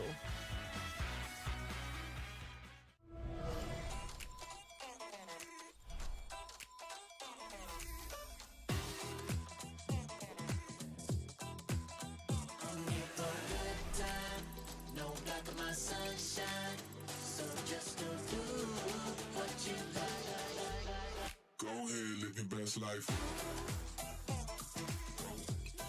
Go ahead, live your best life. You can live your best life, best life, best life. Welcome back to Bronze Medal Day here on Grandstand Court at the Select Medical Orange County Cup presented by FitVine Wine. We have a women's doubles matchup coming to you. We got Paris Todd, Tyra Black versus Elise Jones and Irina Tereshchenko. Black and Todd had an amazing tournament. So did Irina and Elise. Do you remember the matchups that we saw earlier this week with them? They were so good. I remember Irina Tereshchenko and Elise Jones. They were down in the first game, and all of a sudden they won game 2 and 3. Who was that against? I forget who it was. But it was an incredible match. I think it was Anna Bright and That's right. Yeah. That's right. So if you missed out on the action, make sure to go to YouTube, the PPA Tour channel, and you're going to see all the matches from this week. We had an incredible tournament thus far. So let's see, Black, Todd, what can we expect from them? Well, first off, Paris Todd, coming from that tennis background, has got some good smooth ground strokes. Black also very aggressive with her ground strokes. She's played some professional tennis as well. You're going to see a lot of offense and aggression from them versus the scrappiness of Elise Jones and just overall play from Irina Tereshchenko. So it's kind of like a yin and a yang, aggression versus defense. But don't count Elise and Irina out, because they're able to quickly turn defense into offense, and that's kind of what got them back into the match on Friday during the quarterfinals. And speaking of Irina, you know, the MLP GOAT. The MLP GOAT, Irina Tereshchenko. And a quick shout out too to my compatriot here, Michelle Esquivel, for getting picked up as a sub for the Black Bears. Congratulations, Michelle. Let's go, Black Bears. Thank you, Walter, for mentioning that. Yeah, I'm really excited to play in Beer City, which is the next event. MLP is in July. So if you guys love the PPA Tour and want to see all these players compete in a team format, make sure to check it out at Beer City. Mid-July, starts July 11th. That's a tournament I'm really looking forward to. It's one of its kind in the MLP format, and I'm definitely looking forward to playing for the California Bears. Let's go. Cannot wait for that. And Elise Jones, I'd spoken to her this morning. She wanted to do a couple shout outs. She is sponsored by Carbon and also has pickleball portable court surface that she's with. Oh, Pickle Roll. Called Pickle Roll, yeah. So also just some background on her. Both a 2-time state tennis champ and state volleyball champ, as well as a state MVP and a softball player. So she's played quite a decent amount of sports, and as you can see by her game, she's very well versed in that transition zone, because just the hand-eye coordination from all those various sports comes into play. Amazing. And right now she found pickleball, she said, after getting a lesson with pro Callie Smith around the end of 2020, and realized she could hang, so started taking it seriously, and would drill at 5 a.m. each day, and then taught high school, as she's a high school teacher, and then would do her kids' extracurricular activities after that. So repeated that for a solid 2 years, and is now signed with the PPA Tour since 2022. And I remember playing against Elise Jones back in the day when she was playing with Megan Dizon. And I remember I was playing with Sarah Ansbury, and I was like, these two girls right here, they want it. And I was like, they're going to, you know, be kicking my butt in the near future. And sure enough, here they are, kicking butt and doing things here on the PPA Tour. I love it. I love that insight, Walter. Nice. Yeah, it's great info to just know some background on the players themselves, because you'll see Elise's play is just it's a great combo of both tennis and volleyball, and you'll see a lot of that in the transition zone. Amazing, amazing. And who do you think, if you're gonna place a bet on this match, Walter, who would you place your bets on? This is going to be a tight one. I think I it's always another ask one that. that That's goes so into mean. 3. I think it goes. I'm pretty sure it should go to 3, or at least be 2 really tight ones. All right, here we go. If you're unfamiliar with the teams, Tyra and Paris in the red on the far side, and Elise Jones, Irina Tereshchenko with the white tops.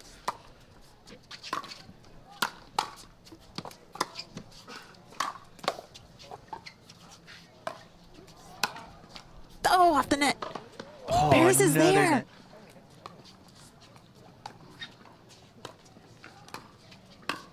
Oh, you knew that was coming by Tyra. She loaded up with the two-handed backhand, just placed in a really great spot, so there's not much Elise could have done with that.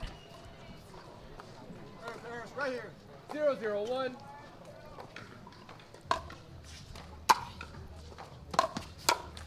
Point. Nice aggressive ground stroke from Paris Todd. That's right, another really well-placed ball as Elise couldn't quite get out of the way. 1-0-1.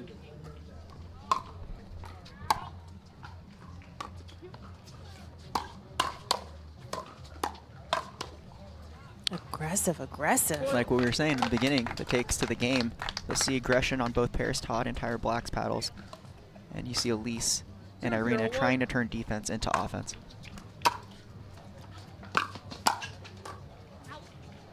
Second serve. Great job by Irina, keeping Tyra back.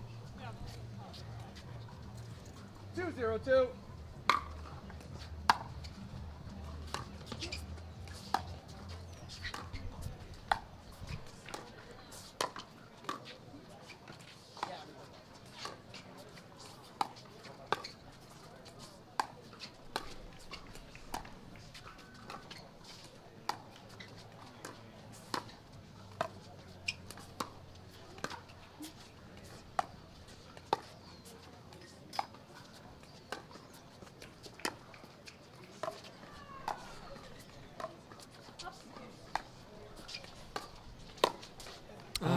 So methodical, those dinks. Every single one of those players with all this patience, and at least looking to attack that middle ball with the backhand roll coming up a little bit short on the net. Do you think that was a bait, or do you think that was just a high dink? It was. I think it was an impatience by Elise, wanting to do something. They all hit such good, solid, low dinks.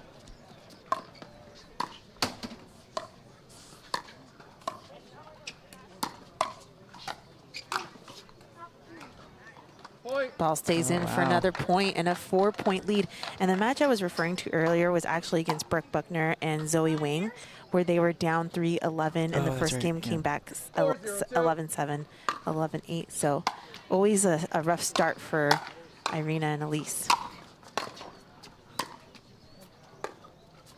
But you can never count them out, Walter, ever. And that's what we said that last time, too, and they, sure enough, they ended up coming back. So I'm looking forward to a drawn-out match here as well, even though they're down 4-0.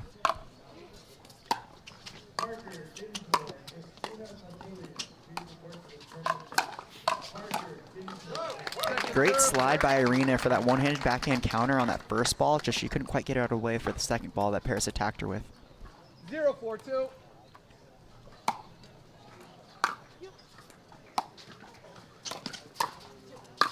Ooh, that's a good spot from And Paris you'll notice Todd. that spot has been struck a number of times now, at least 3 times that we've seen to start off this game. Paris is able to kind of jam Elise up on the counter, so there's not much Elise could do with no space to be able to extend.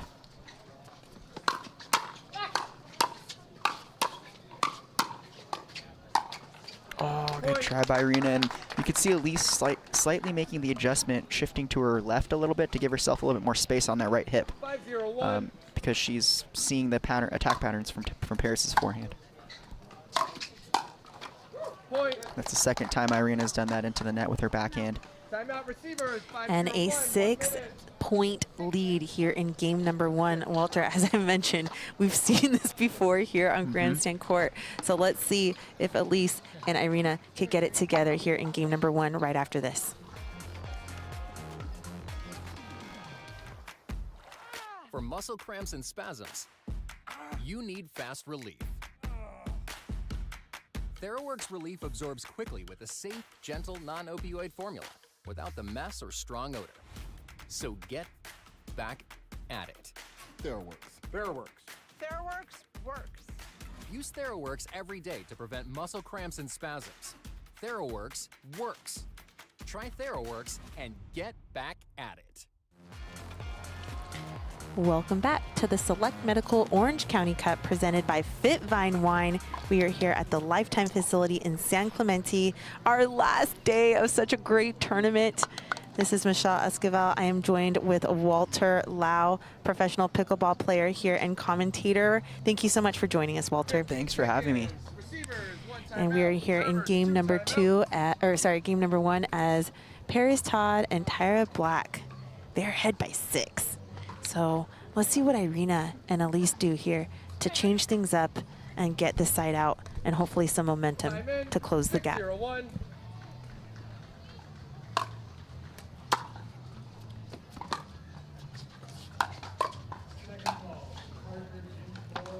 Ooh, I think that was called wide. Point. Yeah, it was. Irina had the pop-up she wanted and pulled it a little bit wide. Irina being aggressive off the timeout. A good play, but needs to execute it next time.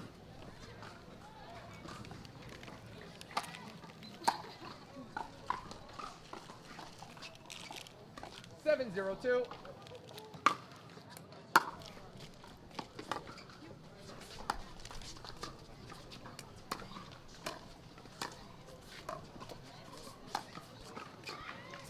Good spot.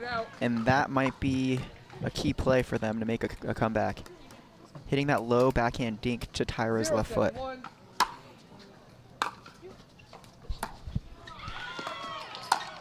Yep.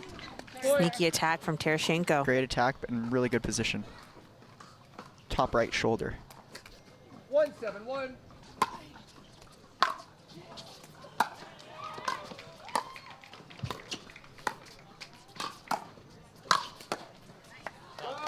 Second serve.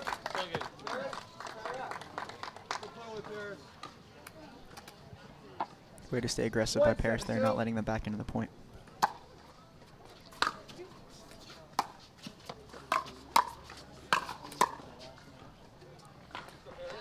Side out.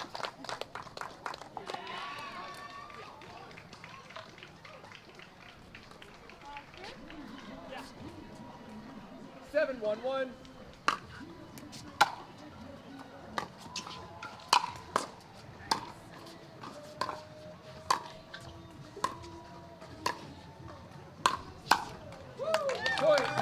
Great low backhand by Paris on that drive.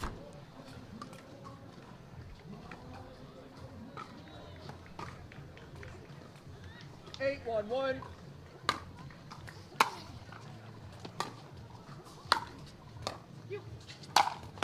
Yep, good put away by Irina. Correction, second serve. They could use a little bit more of that. Deep return by Elise, setting up the Irina forehand put away. 8-1-2.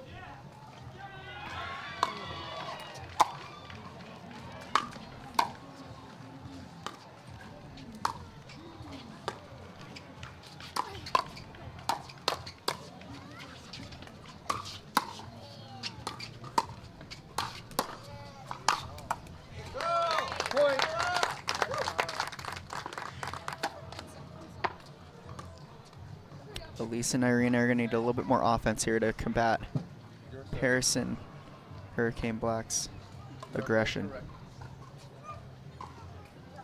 9-1-2.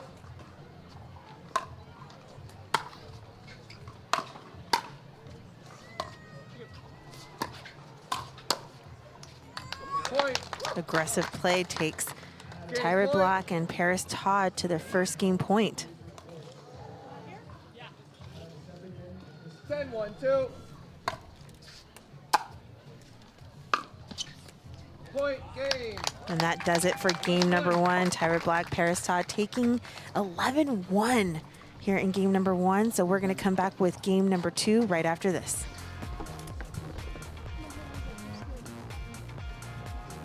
Who's bringing it in the crowd? It's time now for the Deep Eddy Fun Fan Moment.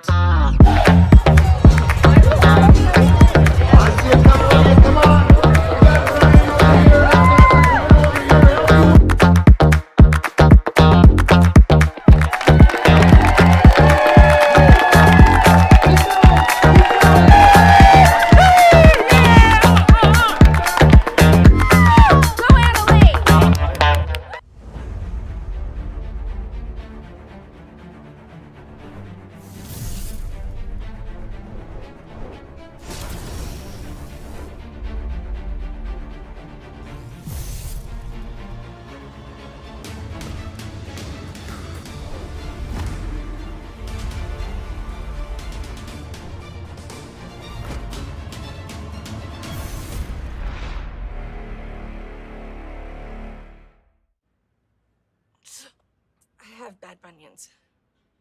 Wish they'd disappear. Sup, future me. And no bunions! How? Lapiplasty corrects bunions at the source, meaning you're back in sneakers in weeks. Weeks! The future of bunion surgery is here. Learn more at lapiplasty.com. Risks include infection, pain, and loss. We'll replay 0-0-2.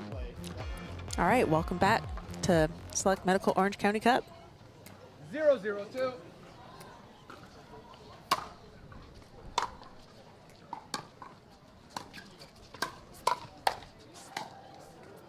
Point.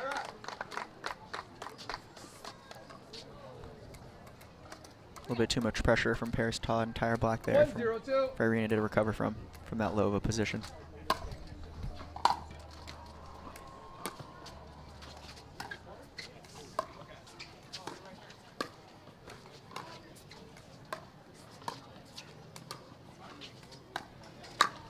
Wow, what a stab by Tyra with that backhand. Notice she kind of held it, a little bit loose in her hand, and then just flicked it forward for that flick winner on Irina.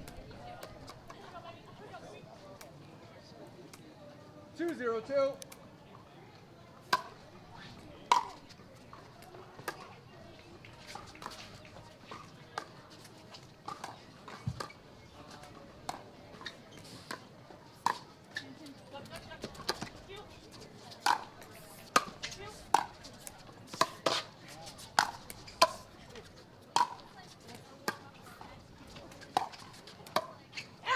That lob creating chaos. Pushing them back into the court. Does Irina and Elise from that lob. 0-2-1.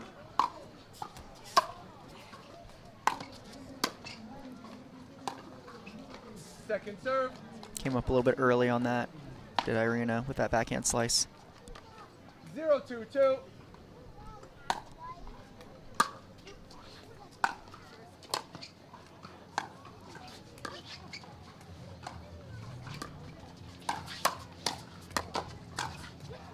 Great job by Irina. Great combos. If you notice, she was ready for the next ball before the ball even came back.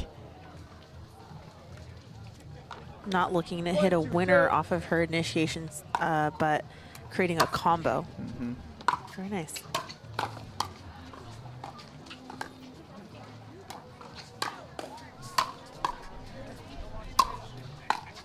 Oh, she almost had that. She waited for that in the middle, knowing the ball was going to be there. She was there, but her weight was a little bit too far backwards to control that to the best of her ability. 2-1-1.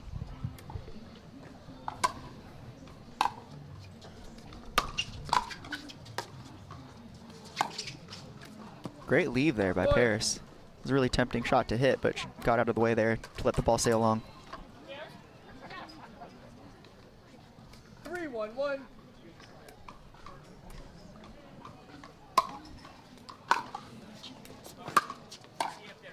Point. So that ball got a little bit away from Irina there, which is why she missed it to the net. She let it go a little bit too far back, so her contact point was a little bit too close to her body. At that point, you don't have any room to extend, which is what caused that ball to go to the bottom, or to the tape. And Tereshchenko Jones call it a timeout as they are down by 3. Don't have the service possession, so they're looking to pause things and gain the side out. I like the little lob from Elise Jones. Do you think she's going to be pulling that a little bit more here in game number 2? I think she should. They needed to do something to mix it up, something to change the momentum and keep the pressure on Tyra and Paris, pushing them back farther into the court. Every time Tyra and Paris are able to get to the line, they're kind of dictating play. And you see both Elise and Irina in the transition zone trying to make recovery shots on their back foot and try and play catch up. 15 seconds. Receivers, 1 remaining. Servers, 2 timeouts. Irina playing a little hot and cold right now as she's finding some combos but also making some errors. I think it's really up to Irina here in game number 2 if they're going to want to push it to game number 3. She'll be the X factor. She will be the X factor here. Elise will do her normal transition setup play, and then the onus is on Irina to close out. 4-1-1.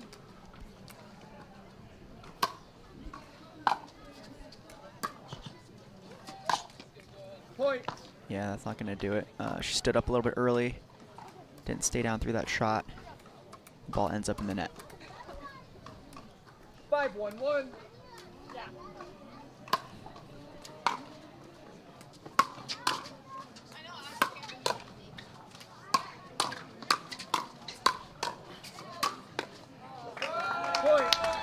Great defense by Elise, but just too much firepower from Paris and Tyra, as all of their balls were struck above the net, whereas Irina and Elise were striking it from below the tape.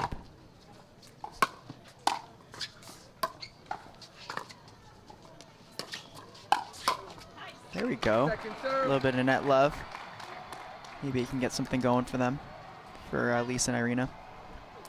6-1-2.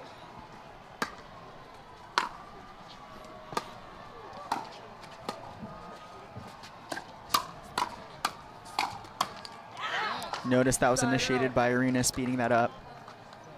Elise comboing it back, and then Irina putting that last one away. 1-6-1.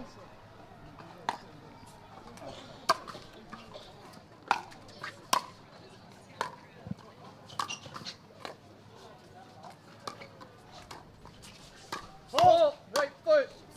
Point. Nothing is working for Tereshchenko and Jones right now. They got the little foot fault to their advantage right there, so maybe that can help them.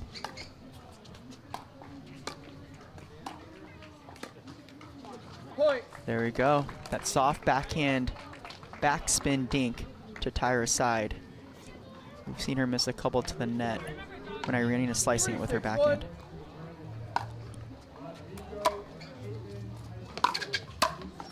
Oh. Tereshchenko was so on that. She was. But Paris was on the initial one. 3-6-2.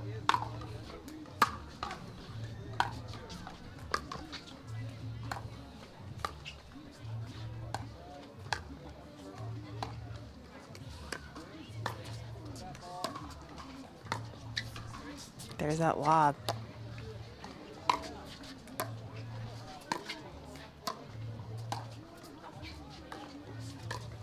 Uh-oh. Oh, the digs from Elise. It's the volleyball. Another lob. It stays in.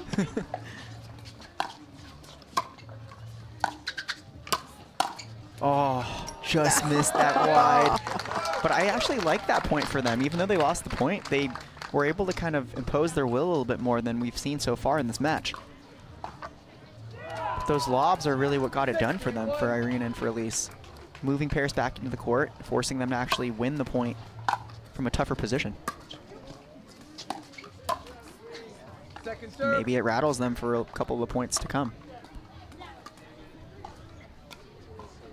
6-3-2.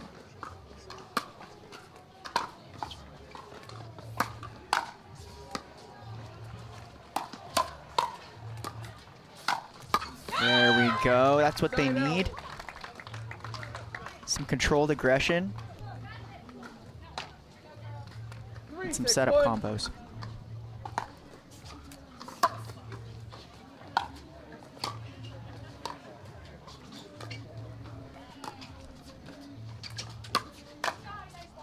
Oh, it was actually a well-placed lob, except the recovery for that lob was even better placed. 3-6-2.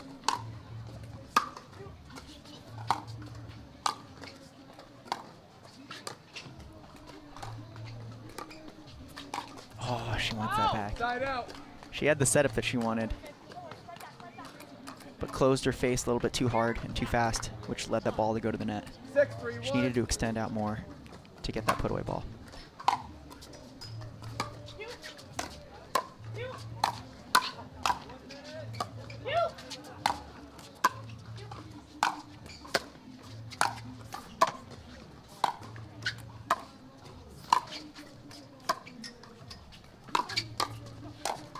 There we go by Irina. Slight mishit, but she had the right idea.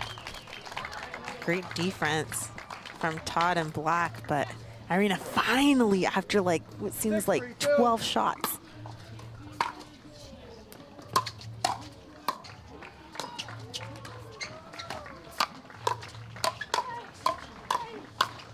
Oh no. So Irina really needs to slide over to help cover that middle ball. That is her forehand side. And you'll know that the attacker was coming from their right-handed forehand side, so she needs to cover middle while Elise covers sideline.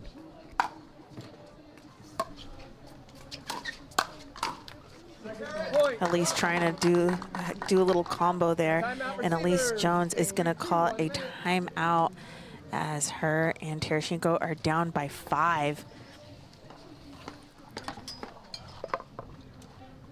So a couple key things here for Irina and Elise for them to make it back into this match. They're going to have to assert their dominance. They're going to have to really include Irina into the aggression of their play.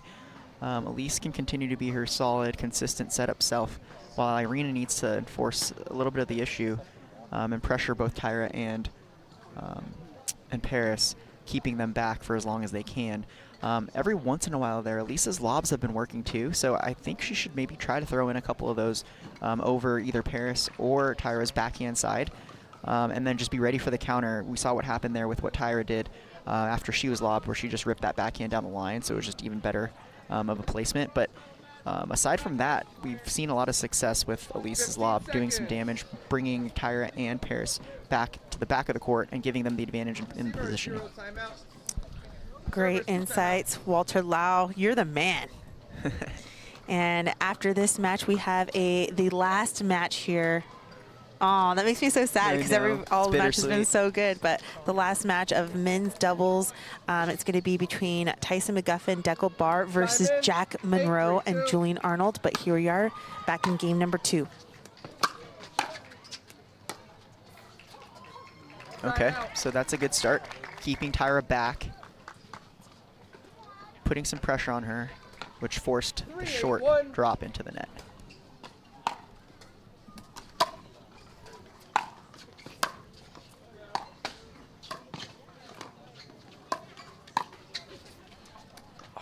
The first time her lob did not go in. It's her first miss, but that's kind of what we wanted to see. Just that mix-up. They need to do something different, being down 111, 3-8.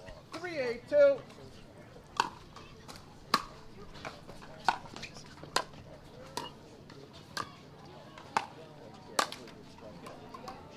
Point. Got lucky there with the outstretched arms of Tyra, trying to go for that put-away ball, but a little bit too shallow for that kind of a shot.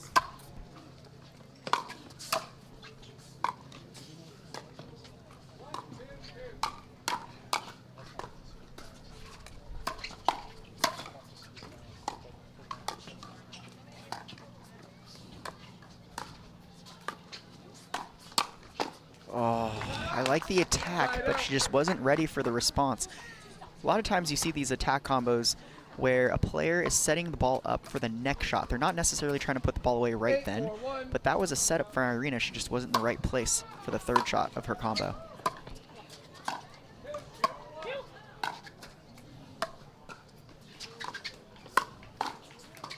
That's a great response by Irina, sliding to her left for the counter with her forehand up the middle. 8-4-2.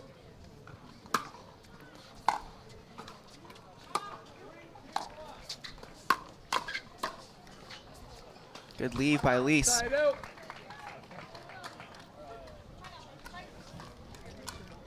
4-8-1.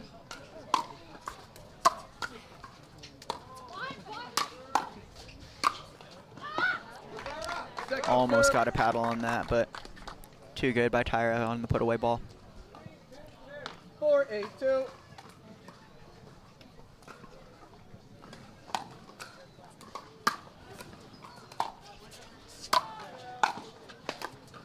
Drop volley. Oh, we knew we were going to see at least one dive attempt by Elise in this game, and that was it right there.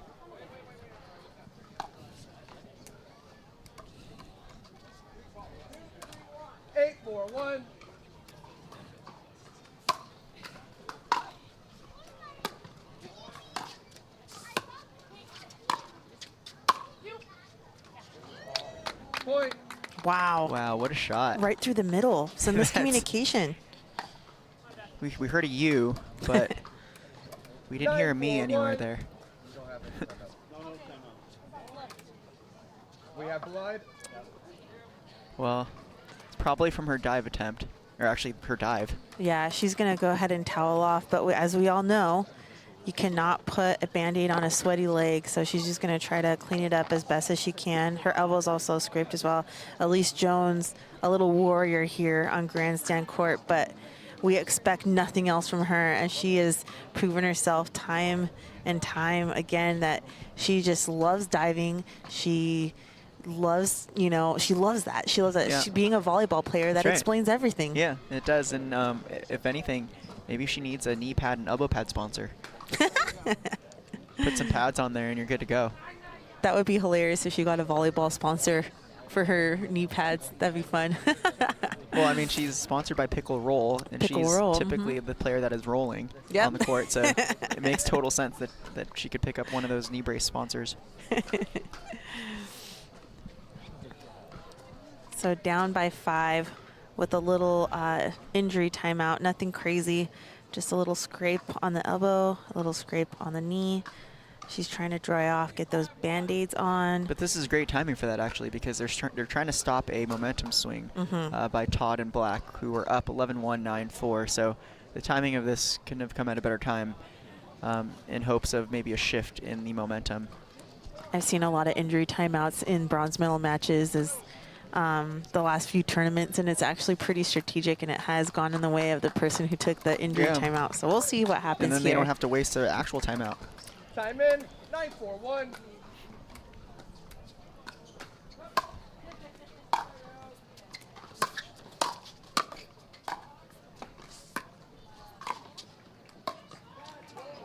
Great placement with those balls with Elise. Nice and tempered. Great pace. Perfect placement. 9-4-2.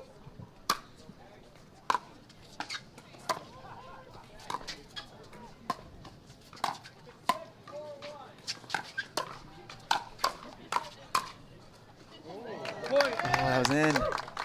Wow. They had exactly what they wanted, but they just could not close the ball out as Paris was able to do the closeout of her own. Here we go with a match point.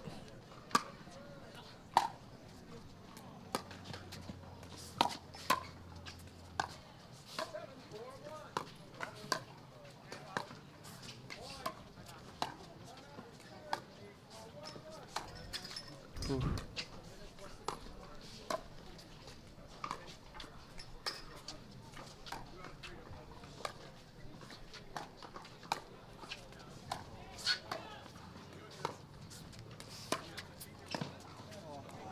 And that does it for Paris Todd and Tyra Black, the bronze medalists of the women's doubles Select Medical Orange County Cup here in San Clemente, California. Congratulations goes out to them, and a great performance all week long from Elise Jones and Irina Tereshchenko.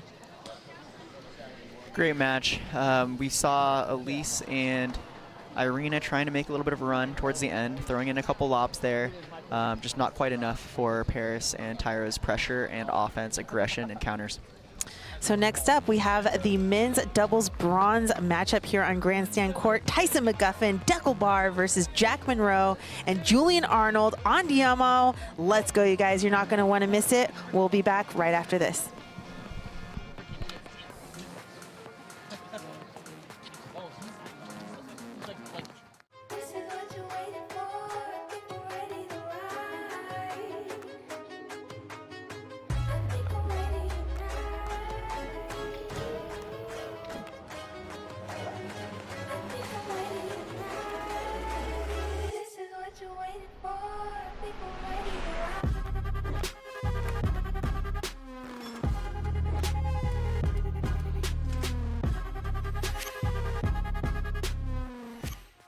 The Select Medical Orange County Cup, presented by FitVine Wines, is brought to you by Select Medical, the exclusive physical therapy partner of the PPA Tour. By FitVine Wines, we crush grapes, you crush life. By Oh Snap, grab and go, wherever your taste buds take you. By Lifetime, your life, your time. By Takea, refill, reuse, refresh. By Vizzy, a flavor for every vibe. And Yola, the official paddle of the Select Medical Orange County Cup. At Baird, we offer a different, more holistic approach to wealth management. With your career, family, friends, and community, finding time for you and making sure your family's financial plans are on track can be a real challenge. At Baird, our financial advisors get it. We'll partner with you to create a unique financial plan and coordinate with your legal and tax advisors to bring it all together so you have more time for what matters most. Big it up, big it up.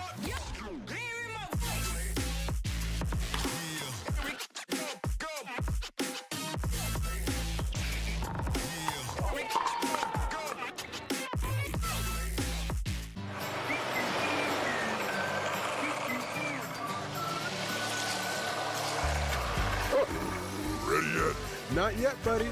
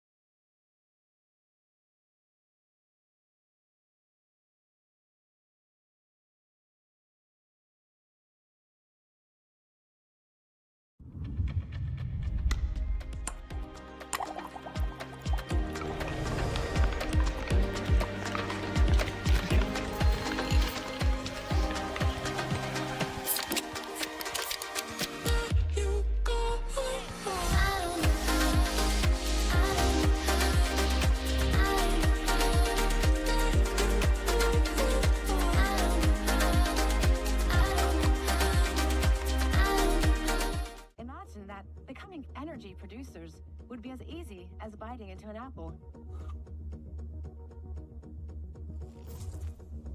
Imagine water that is pure and inexhaustible, recycled and accessible everywhere in the world. Imagine the world of tomorrow, sustainable and desirable.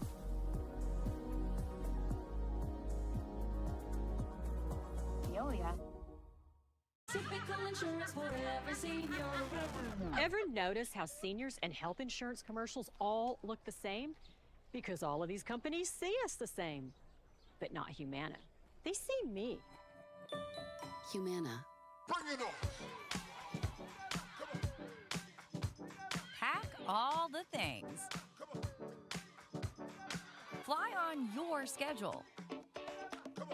Reward yourself and girls whenever.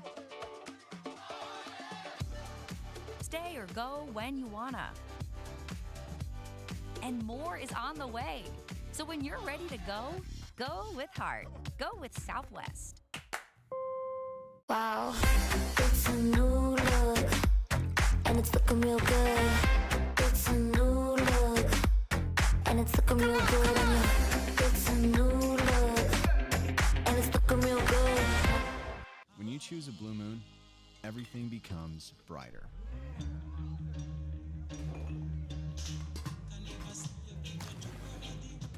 Crafted with Valencia orange peel and coriander, Blue Moon is made brighter.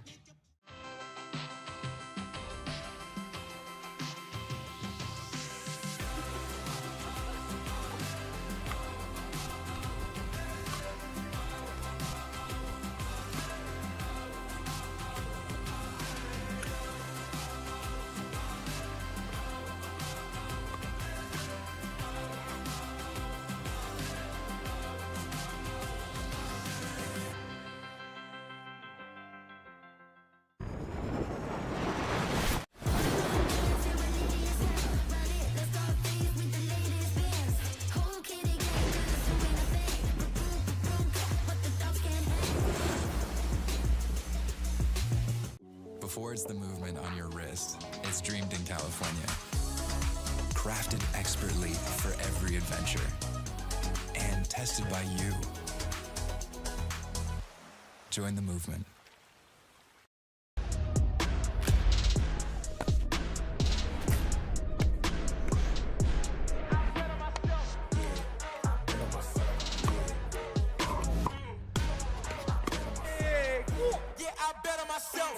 Tens of thousands of customers wrote about Carvana being smooth in their 5-star reviews, including Terry. To be honest, I thought it was almost too smooth, but Carvana was super transparent from beginning to end. Car details, financing, every step, and there were no surprises. Well, my monthly payment did come out lower than expected. Then I got to pick up my Mustang at the vending machine, and it was so fun and exciting, I did a little dance. Trust me, financing my car with Carvana was super smooth. Finance your next car with Carvana today.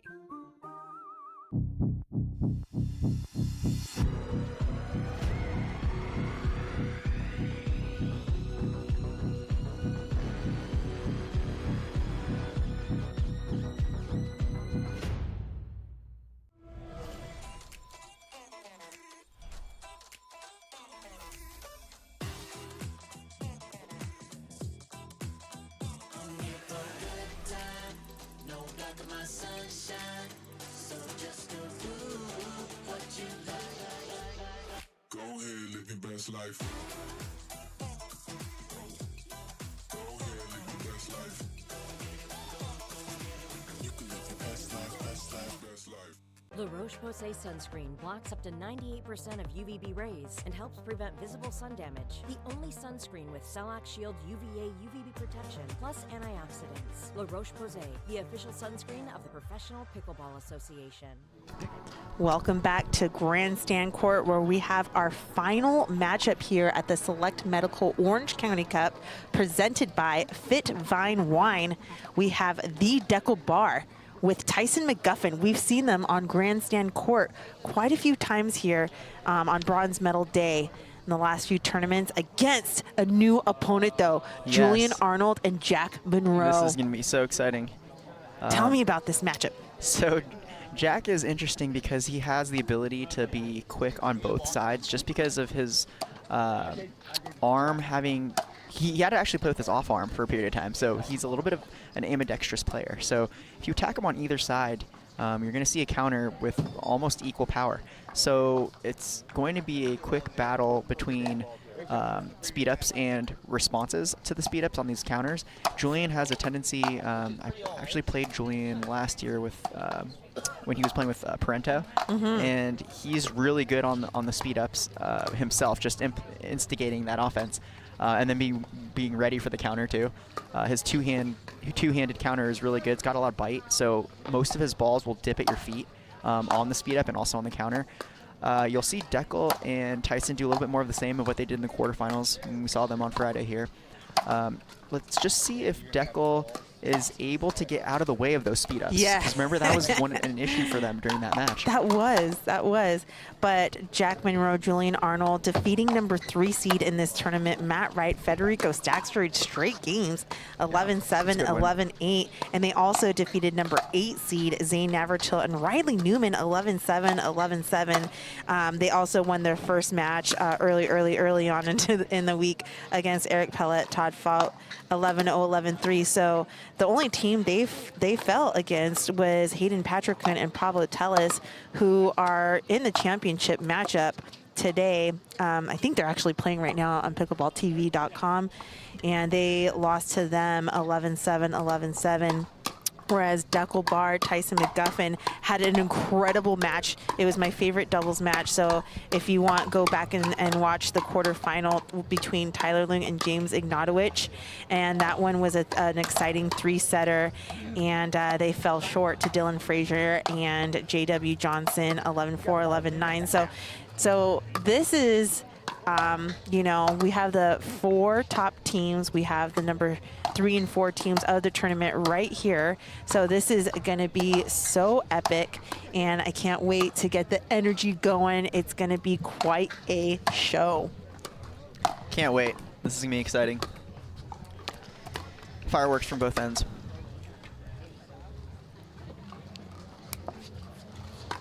Grandstand is filling up here. The Lifetime facility in San Clemente.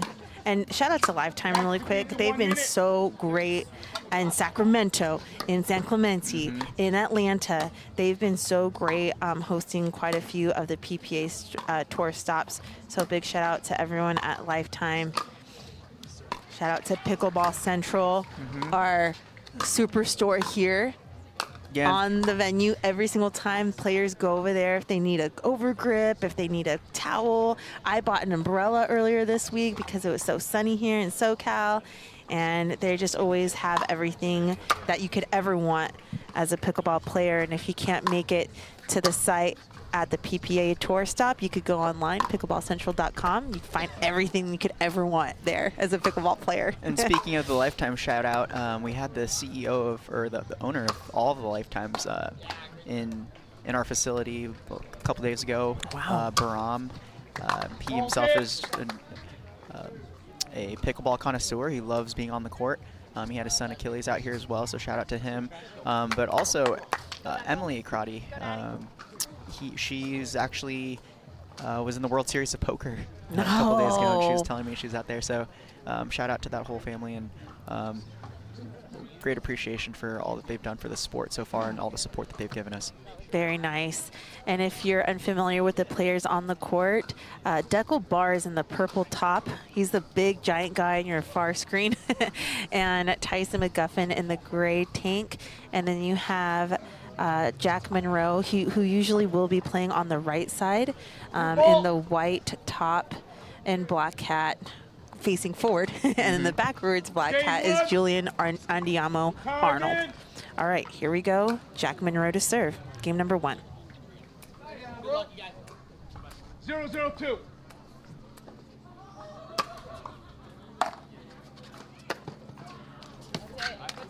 Side out. Slightly missed drop there. 0-0-1. By Monroe to start the game off. Nice handle from Monroe. Yep, great counter. Deckel wasn't completely set at the kitchen line yet, so he had a lunge for that ball, which made it go into the net.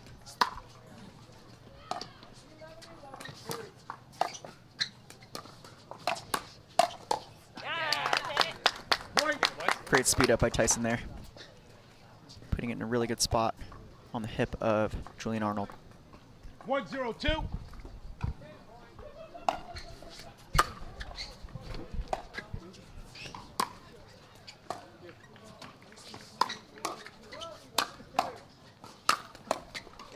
And there's that speed up that we're talking about from Julian Arnold on the backhand side, giving them the opportunity to close out at the net, with Monroe finishing it off. 0-1-1.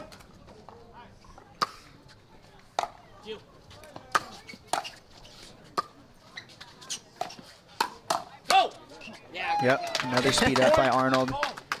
And luckily Monroe has those quick hands to be ready for that counter. 1-1-1.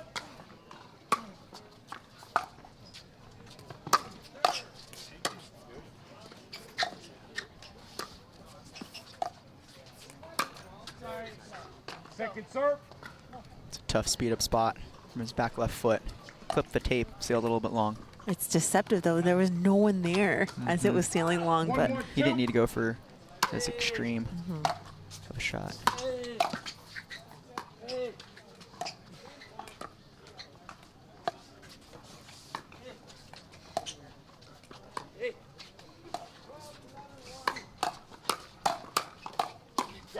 It's so funny because Julian will instigate, right? He'll speed up that ball.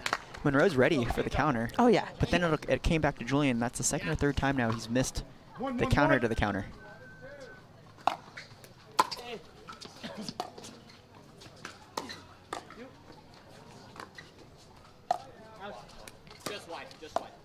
Point.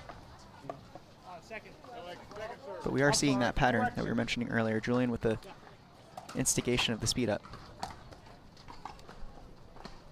he just needs to be ready for the combo on the other side. Right, because Monroe's ready, and then it comes back again, and he's not quite ready. So let's see if he can 1-1-2. right the ship here.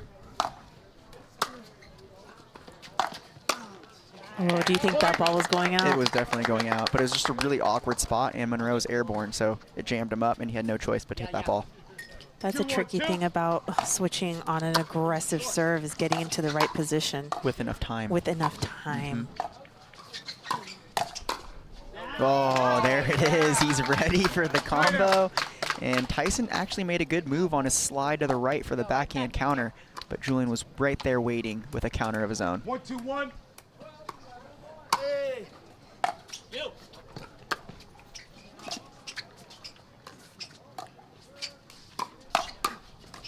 Oh, so Deckel knew that was coming. He was sitting waiting on that scorpion in the middle, but then Monroe was waiting for what Deckel was waiting for.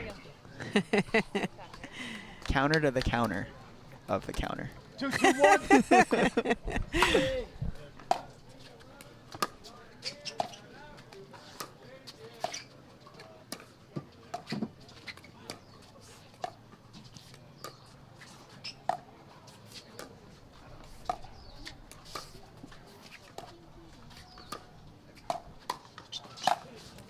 Way to find patience to find that spot on Julian Arnold. Yes, yes, and it's so funny. You keep track of the count of these rallies, and it's like within 15 balls, someone's going to speed up. Whether it's the side of Monroe and Arnold or McGuffin and Barr, but one of the players is going to speed that up.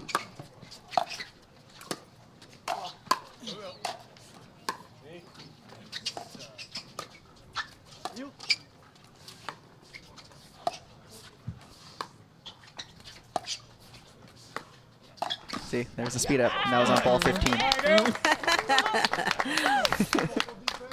I wonder if the players are counting how many shots. Like, okay, that's 15. Or it's just like, it feels like the timing, right? It has to be there. This is the time. No.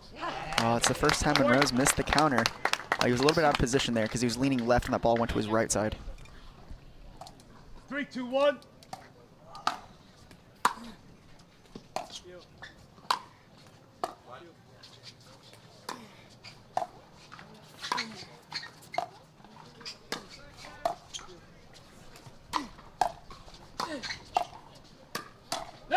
Oh, it was a little bit too far wide for him to really do much with. Deckel couldn't quite get enough snap to get that ball back down into the court. 3-2-2.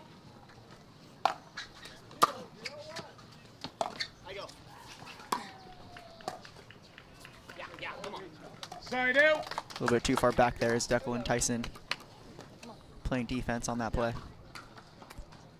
2-3-1.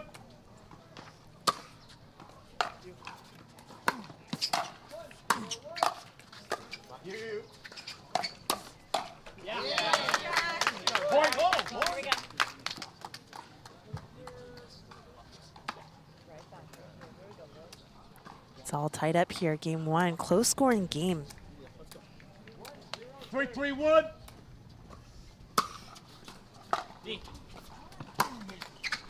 Second serve. It's a tough ball to execute there from behind the baseline with both players at the net. 3-3-2. Side out. Same thing. Both players at the net. You're the one back. That drive has got to be very precise to be able to be a successful play, as Julian misses both into the net. Second serve.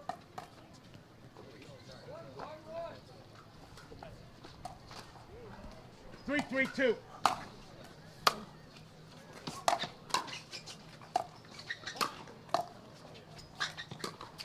Oh, what a good shot as he notices Tyson's momentum was bringing him forward to the kitchen line.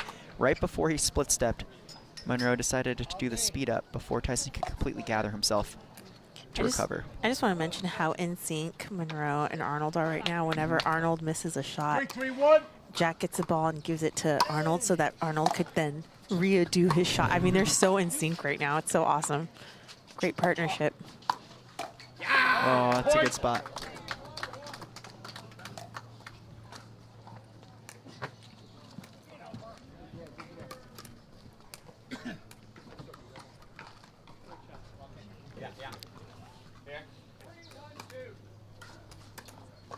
Four, 3-1.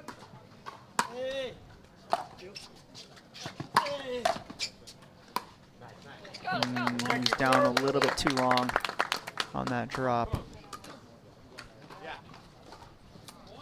4-3-2.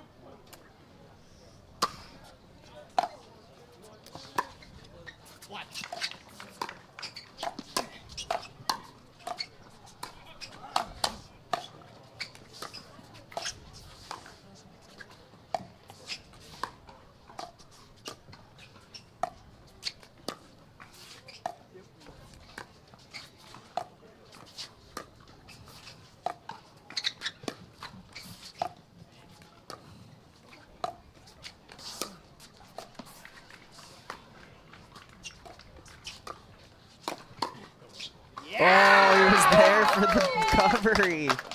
That's probably the longest point we've seen of this match so far. Way to stay home by Julian on that counter. Julian Arnold has no other option but to block that ball, and it passes McGuffin and Barr, and now they are ahead by 2 points.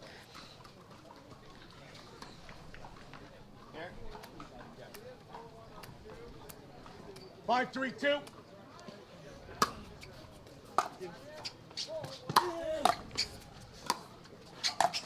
Yeah, too good by Tyson.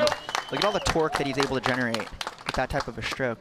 It's a lot of momentum stemming from his legs. 3-5-1.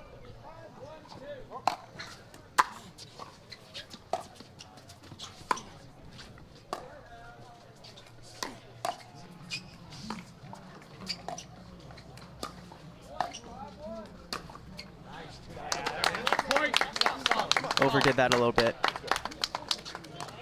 as he's going for the middle. Did see the opening there, but was struck a little bit too hard. 4-5-1.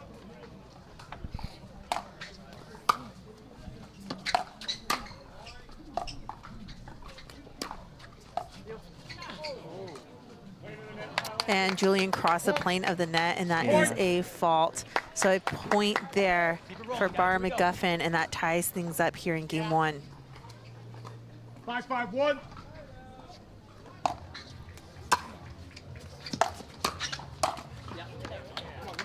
Once again, Deco Barr not completely set with that second ball. Still trying to take that step to the kitchen line, which is what led to that errant backhand into net.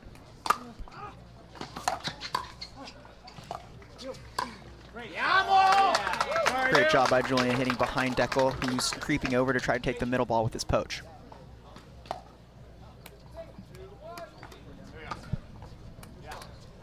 Five, 5-1. Hey! Hey! Hey!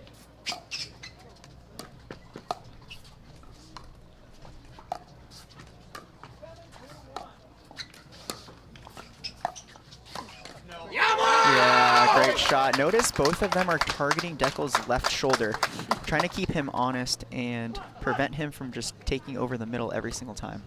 It's important for players to do that so your opponents aren't just sitting on the poach ball. A few times now that Julian's missed that drive from that location from his forehand. Maybe you might want to go for the drop, which is kind of what he's telling himself right now.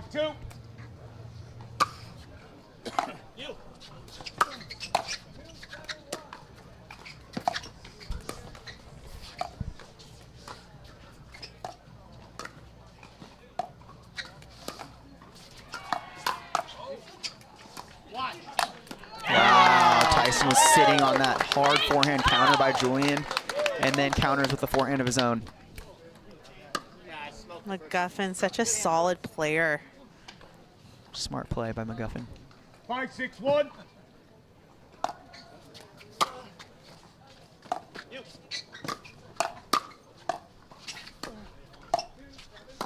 He reached over a little bit too far. He knows it.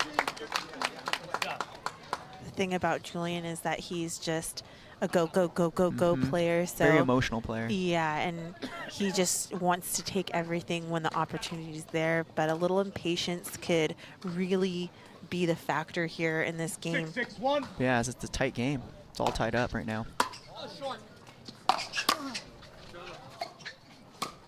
Oh, Deckel knew it was coming. See how low he got to the ground? He was pretty much sitting on the ground as he was ready with that scorpion. And so that scorpion ball for you folks at home is a very effective one when you know that your opponent's about to speed up towards your body, because it ends up turning your counter into an overhead. And if you're 6'5". 7-6-1. Yeah, and if you're 6'5", you're pretty much sitting on the ground hitting that overhead. So they knew it was out, but he just couldn't get out of the way because of the pace of the ball. And Julian knows it. And here we go with a little 2-point lead and a little run from Barr and McGuffin. No timeout.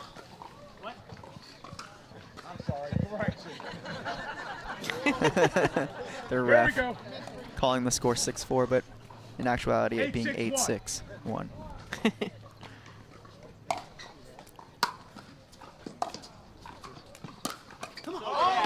Great speed up by Jack. Great patience to hold that ball, pulling it when he noticed Deckel was leaning a little bit to his right and placing it to his left shoulder.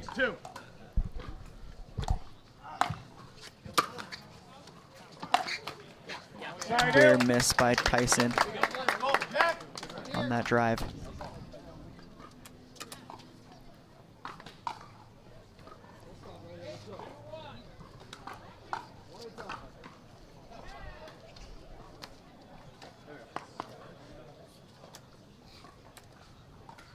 Six, 8-1.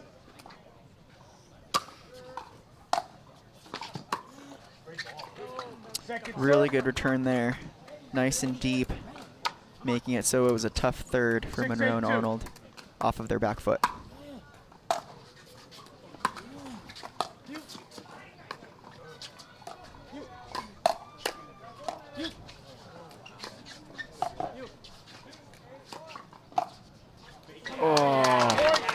Notice balance being a key in that point. Both Deckel and Tyson doing some pirouettes there on their side before missing it into the net after a couple good recovery shots.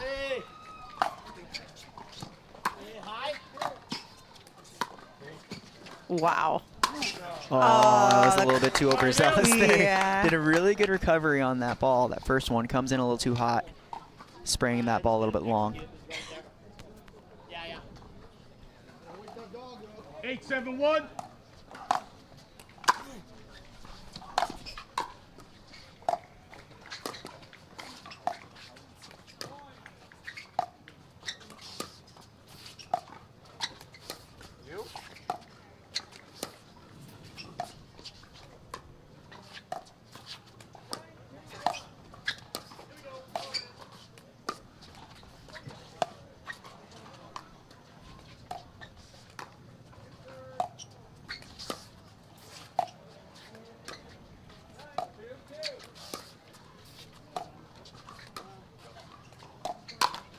Oh, Julian was sitting on that. Couldn't quite convert, but he was there. Hopefully he can regroup here. So McGuffin and Barr only a couple points away from the game.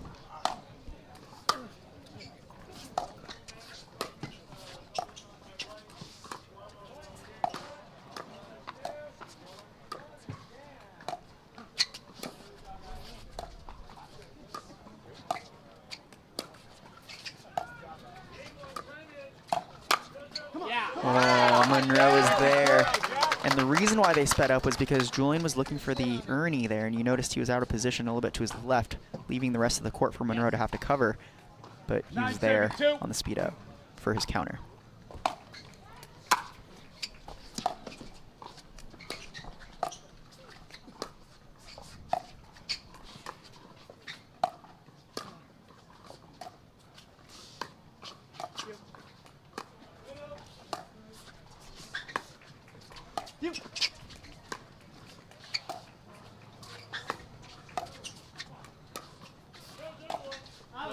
Ooh, Dekel.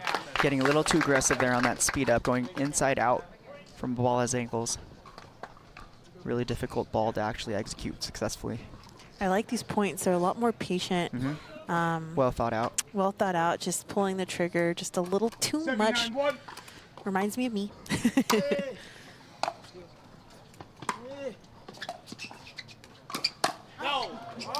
It's one of the first ones you've seen Jack pull from that backhand wing. Yeah, and it's unexpected, and it's the timing of it, right? Because typically they're being pulled like later within a rally, which means like more than 15 shots, but that one was just definitely That was like 4 balls in. Yeah, so good for a 1-point lead for McGuffin and Barr. So we're on serve, Julian Arnold, Jack Monroe. They're looking to, you know, get at least a tie here on this side out. That was great aggressive play by them, and they're noticing that they have spots to hit to, and they have to be patient to build up to hitting those spots. And same thing for McGuffin and Barr. You know, they're waiting for the right opportunities to find their opponents out of position and see if they could find the spots on Monroe and Arnold. So this is the last match of the day. Oh my gosh, here on Grandstand Court at the Select Medical Orange County Cup presented by FitVine Wine. We will have a little PPA no-show in July. So we're going to have some MLP events on Pickleball TV and on YouTube. So make sure you follow Major League Pickleball. We'll have Beer City July 11th through 14th. And then we'll have MLP in Salt Lake City July 25th and 28th. In August, we have the Kansas City MLP. Oh my goodness, 3 MLPs in a row. And then finally followed by our first PPA coming back and on August 8th through 11th in Kansas City. So a lot of action coming ahead in the summertime, and here we are back in game number 1.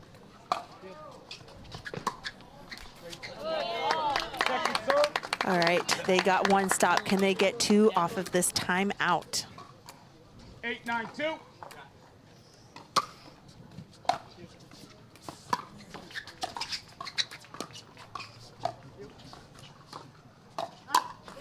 Wow. Denied. Only able to get 1 stop, but now here we are with a tie game. They need 2 to close out game number 1. 9-9-2.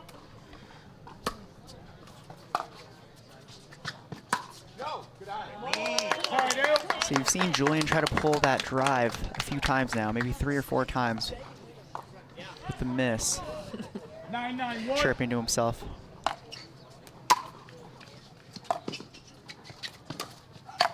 Oh, Tyson's all over that one.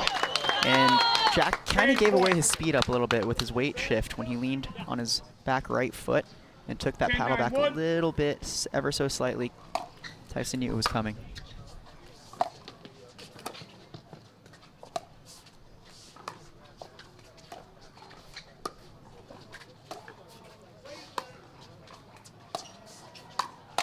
Oh, Dekel was there all day. Huge stride step to take that counter ball away and put it away to end the game, 11-9. Dekel, Barr, Tyson McGuffin looking strong. Can they pull it out in 2 games? We'll find out right after this break. The Select Medical Orange County Cup, presented by FitVine Wines, is brought to you by Carvana, serving happiness all season long. By Baird, the official wealth management partner of the PPA Tour. By Fila, to play like a pro, you need to dress like one. By Pickleball Central, your trusted pickleball experts. By Rain, clean energy for everybody. By Selkirk, we are pickleball. And by Skechers, conquer the court in comfort. Up the paddle and get served with our pickleball socks.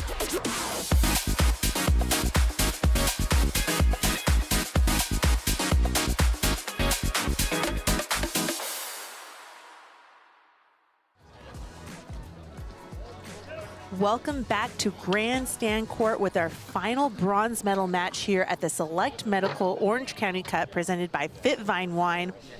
Jack Monroe, Julian Arnold had it. They had it at 9-9. They had such a great momentum. And finally, Ducklebar, Tyson McGuffin staying strong and aggressive on the third to finish out game number 1. So if Jack and Julian want to get this bronze medal, they have to get this game number 2, take it to 3. What needs to happen in these next couple of points here, Walter? So Julian's third needs to be really consistent. He needs to get that third in so that they can make it into the net. That's the first thing. Second thing is Jack needs to have a little bit more patience, which is what was working on that run. His speed up for that backhand needs to be that surprise factor that he had some success doing in the middle of that first game. And they need to keep Deckel away from the middle, which is what ended that first game. So they need to keep him honest, hitting some behind him, and just maintaining that consistency on the third, coming to the net, and taking advantage of their opportunities. Great analysis, Walter. Here we are with game number 2. Great counter by Jack, and they need to use that to their advantage because Jack's hands right now today, they've been spot on, ready, and waiting after that Julian speed up. 0-0-1.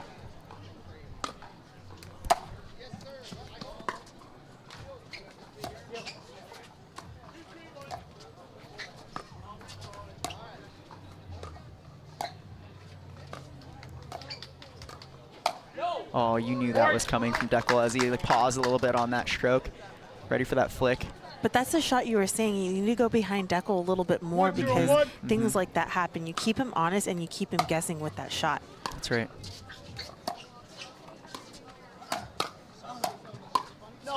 See, Jack's ready for that counter, but Julian isn't ready for the counter to the counter. Counter to the counter. Yeah, so it's really interesting. It's just a combo that they both need to be ready for.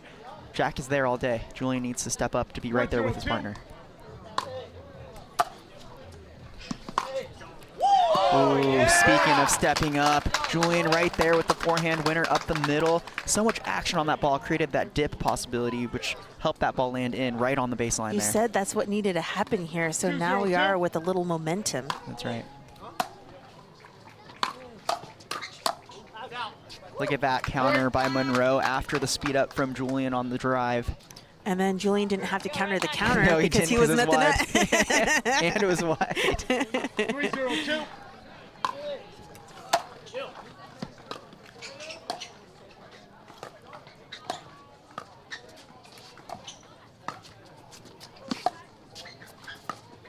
There we go, good patience. That's not what we need from the shoelaces, the speed up from that location. That's a tough ball to pull. One more reset there, maybe a good placement ball. A little bit more patience, a couple more balls. Wait for that opportunity to actually speed it up from a high percentage location. That would have been a better play there.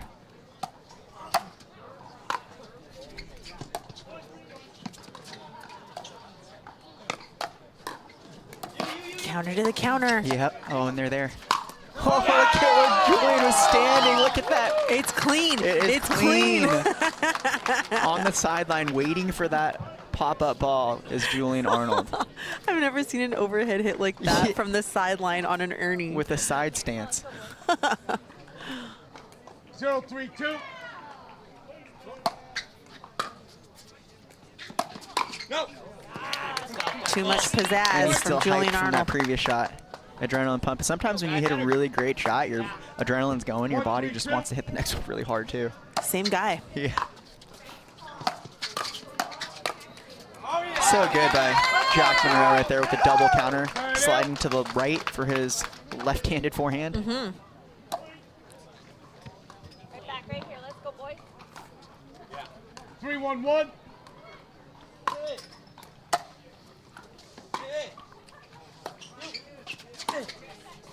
This time it stays actually in. dropped, and it's because he took a little bit of pace off of that ball, which created that dip at the end.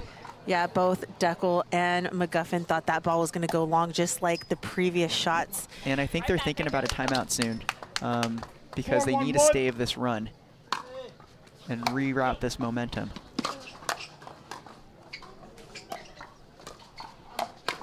If they... Okay, speed up from Monroe. And look for a timeout soon within the next Yes. play or two. They're probably going to call a timeout. There's the timeout.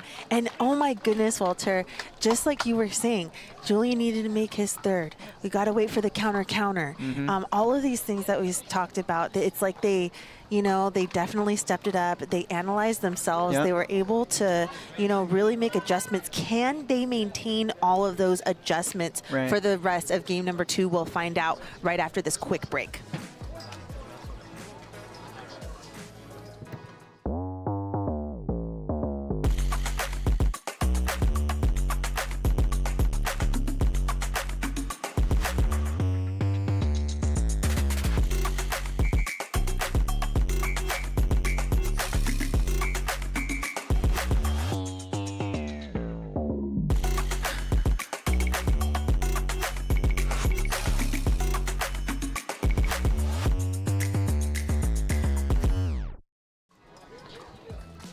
Welcome back to the Select Medical Orange County Cup presented by FitVine Wine. We are here in game number 2 of the bronze medal men's doubles matchup where Deckel Bar and Tyson McGuffin have lost quite a few points here on this last run.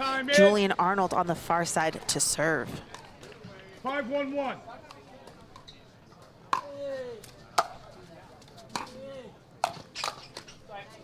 Too good by Jack Monroe there with his backhand counter. And it kind of puts pressure on you when you don't get, a stop off of the timeout. Finally, that's what they need, and they need one more stop for the side out. 6-1-2.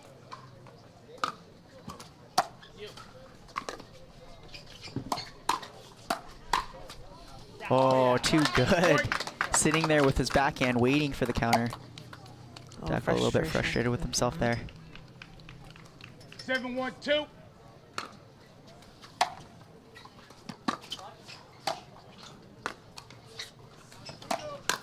Yep. That drive was just too low for Julian to do much with. He needed to reset that Yep. instead of trying to Couldn't attacking. put pace back on that. All right, so there's the stop that Deckel Bar and Deckel Bar and Tyson McGuffin desperately needed. Wow, that serve did not come up. It just skid right off that line, and Julian had no space to have any sort of recovery. 2-7-1. Oh, Tyson missing that third. Could have been a good string of consecutive momentum swing shots. Let's see if he can help himself out here with the serve.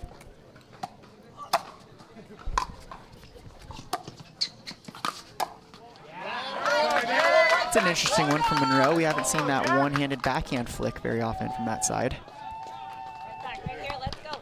Ahead by 5. 7-2-1.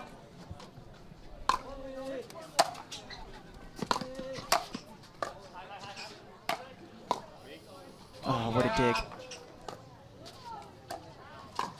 Oh, Deckel knew it was coming, just couldn't do anything about it. Julian attacking all different sorts of spots, down the middle, down the line, this time over to Deckel Bar. Which was actually created by his initial reset to begin with. 8-2-1.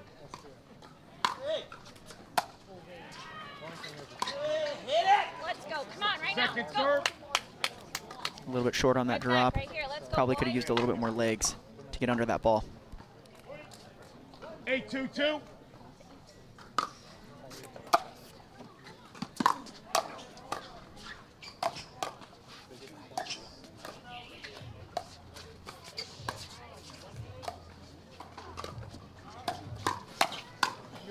Oh, Dekel pulled off on that at the last second. That right there, folks, is miscommunication at its finest. And a timeout is called by McGuffin Bar. Game number 2 looking pretty hot for Monroe and Arnold. We'll be right back with the conclusion of this game.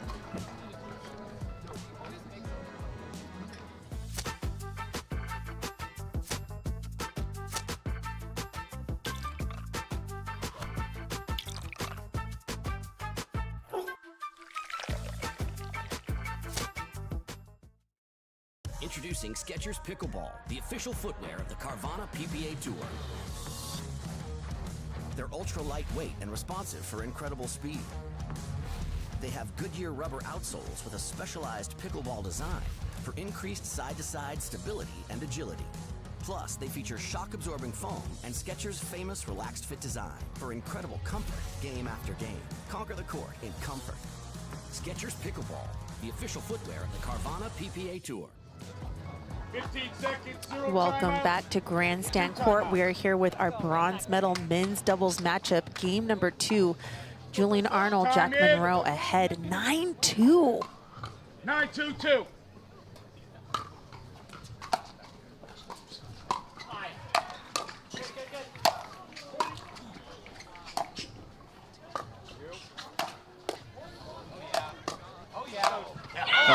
Just too much offense from Tyson and Dekel as Julian and Jack had a number of ridiculous saves off the foot, off one foot, left-handed, right-handed, but could not do enough to get back to that kitchen line. 2-9-1. Too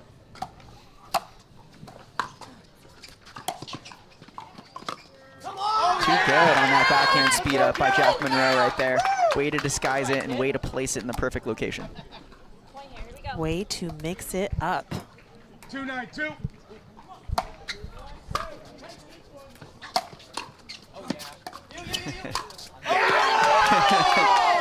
We know exactly what Tyson was going for there.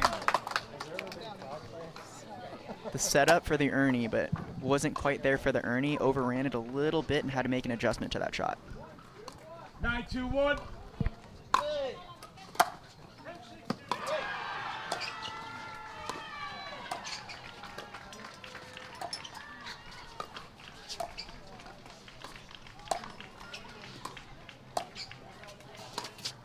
Oh, that was such a good point construction really from good Tyson setup. McGuffin. Yeah, it was. He was crushing that corner on the backhand side of Julian Arnold. Got exactly what he wanted to. Yeah. All right, game point.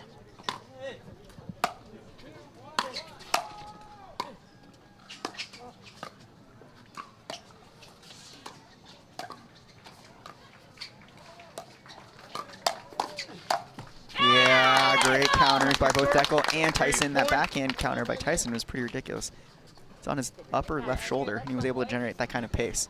It's a tough angle to execute. 10-2-2.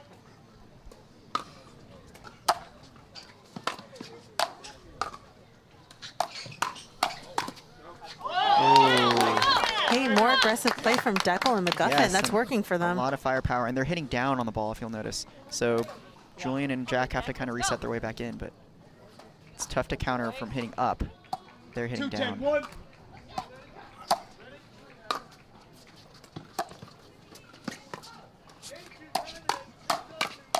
That's another downwards counter by Dekel Bar right there to end the point. Notice all 4 people were hitting hard shots, but the team that gets the angle downwards first is at the major advantage. Yeah, keeping that paddle out in front helps them out tremendously with that, instead of having that big backswing. 3-10-2.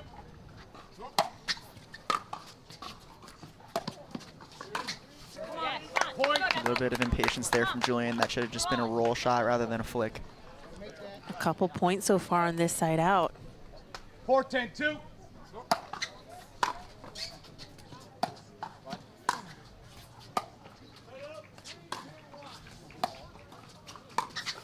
That's it. Way to be on the prowl by Tyson, knowing that that ball was coming from an upwards trajectory from Julian Arnold's paddle, looking to poach that ball and getting exactly what he wanted. 5-10-2. No timeout for Monroe and Arnold.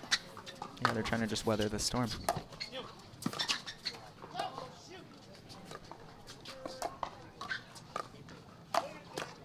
Yep, got him jammed up there. Great speed up. He took some pace off that speed up and went for the placement over power. So here we are with a timeout from Arnold and Monroe as they've, they haven't relaxed. It's just Deckel Bar, Tyson McGuffin turned it up and got 3 points so far off of this side out. And on a 2. On a 2. Yeah. So they just need to stay aggressive and keep playing smart. And Monroe and Arnold cannot, they can't let up. They can't let up. No. They cannot let up. Have you seen them kind of letting up here? I mean, they've been playing great all game, but yeah, I honestly think between the 4 of them right now, Deckel is the one that's stepping them the most up. He's kind of turned up the aggression a little bit, and you can see it in the pressure that they're giving both Julian and Jack.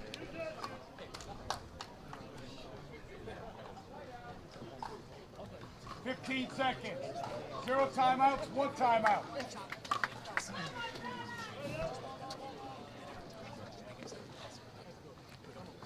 So you notice the body language of both Deckel and Tyson both walking together, stride for stride. Julian and Jack opting to go separately to their corners where they're putting their towels to towel off, maybe because they already know what their game plan is.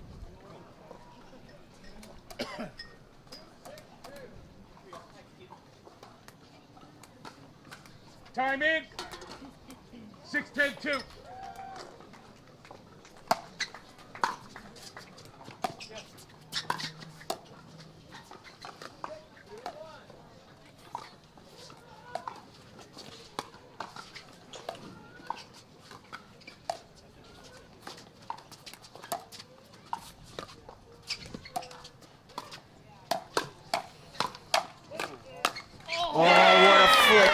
And great hands by all 4 players.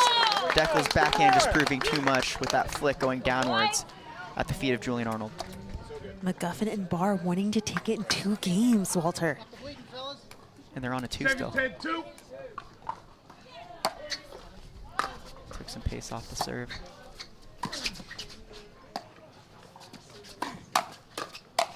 Wow, what counters by backhands from both McGuffin and Barr as they hit the ball downwards towards the feet of both Jack and Julian, making it really tough for them to do much with. 8-10-2.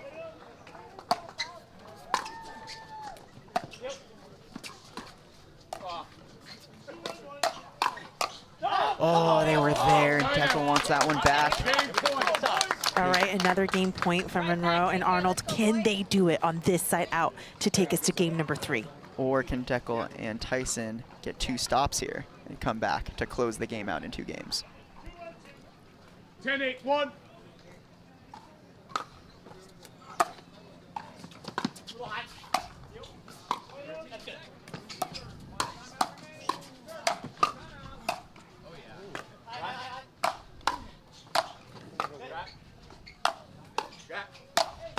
Oh, too much firepower from Deckel and Tyson, but listen to the conversation that Julian and Jack are having in the middle of the point.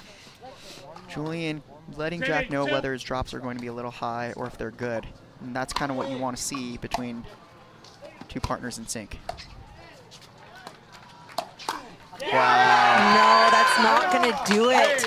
Julian Arnold and Jack Monroe take game number 2. So ladies and gentlemen, we're going to game number 3. You're not going to want to miss the conclusion of this match. Coming right back. At Baird, we offer a different, more holistic approach to wealth management. With your career, family, friends, and community, finding time for you and making sure your family's financial plans are on track can be a real challenge. At Baird, our financial advisors get it. We'll partner with you to create a unique financial plan and coordinate with your legal and tax advisors to bring it all together so you have more time for what matters most.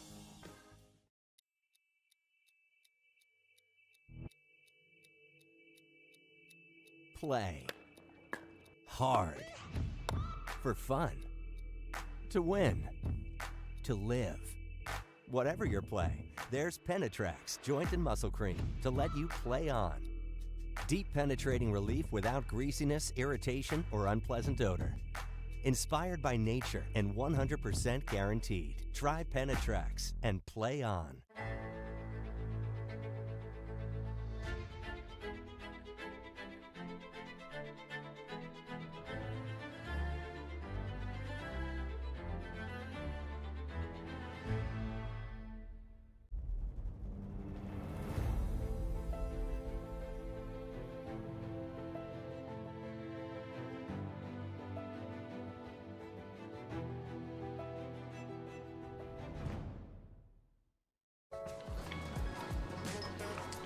Welcome back to Grandstand Court with our last bronze medal match of the day. And of course, it's going to game number 3. We wouldn't want to have it any other way, No, Walter. we wouldn't. Jack Monroe, 15 seconds. Julian Arnold, great performance in game number 2. They definitely, you know, cleaned it up. Way to stay tough from the comeback trail that McGuffin and Barr were on. They almost took it in 2, but Monroe and Arnold stood strong at the end of that, of that game. And that was pretty scary for them. I could see it slipping up, but they were able to capture game number 2, and a very close game number 2, 11-8. And we're going to go ahead and start game number 3 on the near side. Jack Monroe to serve. Time in. 0-0-2.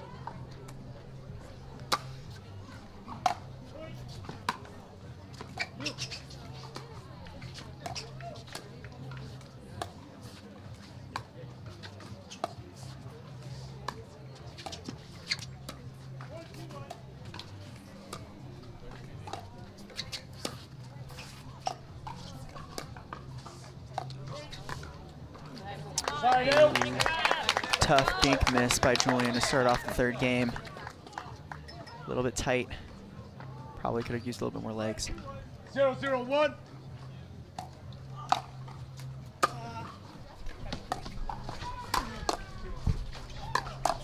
Wow, great hands by Deckel. Speed up was in an awkward location, but he was able to somehow generate a lot of pace on that with very little room. 1-0-1.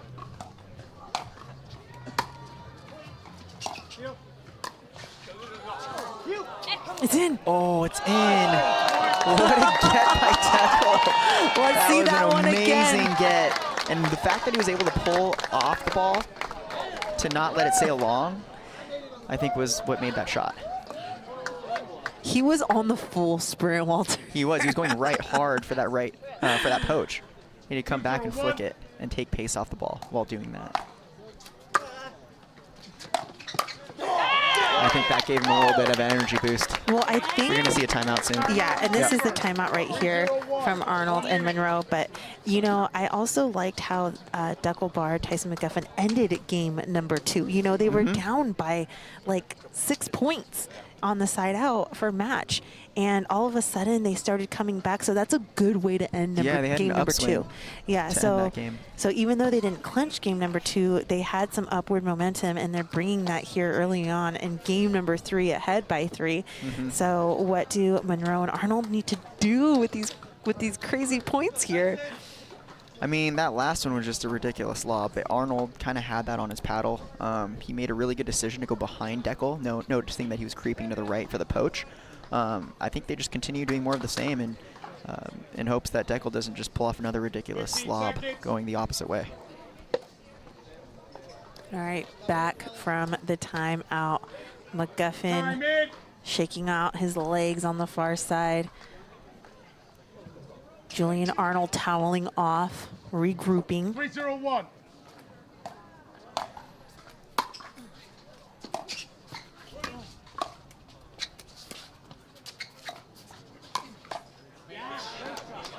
Notice Tyson's weight was on his back foot when he hit that ball, which is why that ball went short into the net.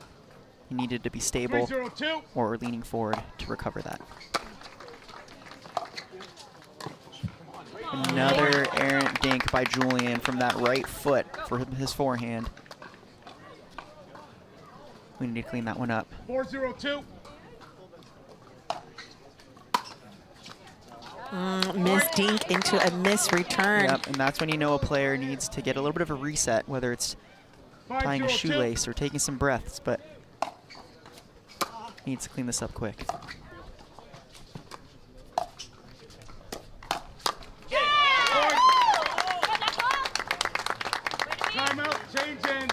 And because we are in game number 3, on game number 3, whoever gets 6 first means that they switch ends. So now Tyson McGuffin, Deckel Barr looking pretty comfortable with a 6-point lead, Walter. And the serve.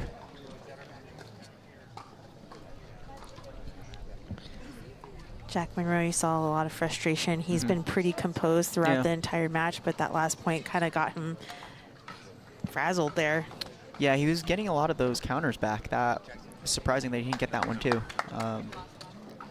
Like you were mentioning earlier, sometimes if a player misses one and then they miss the dink into a return, it can actually be contagious and kind of dribble over towards your partner. Some of that energy. Yeah, and you know, like dinking is so like undervalued. I feel like because it's it so really cut and dry. Yeah, it slows a player down and it puts pressure on them to decide whether or not they want to speed up a ball. You know what I mean? How much do you trust, you know, your speed up and your counter to the counter? That's right. Time in. 602.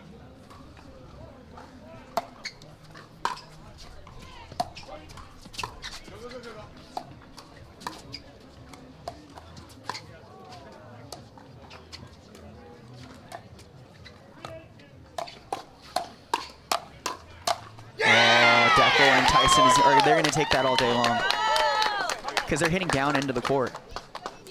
And Jack and Julian are trying to recover from their toes. That's a tough battle to win. 702.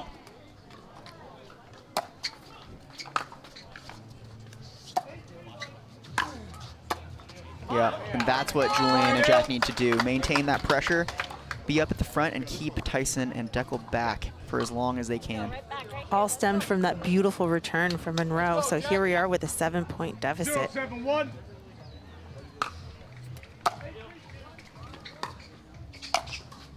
Wow, too good from Dekel. Once again, getting to his spot, being nice and composed and stable with the backhand flick winner up the middle. 072.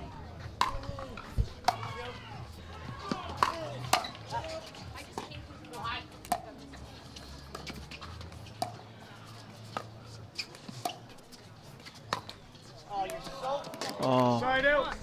Language, please. just wide as Julian feels frustrated with himself for pulling that. 701.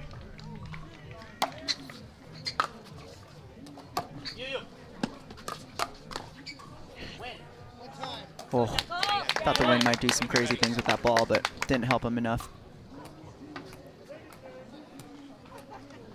801.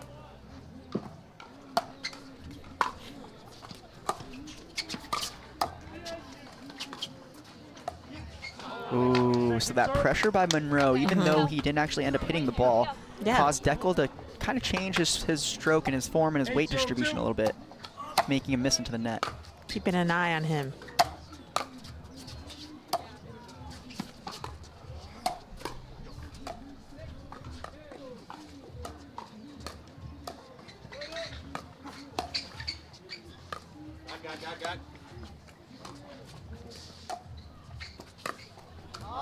Oh, just wide.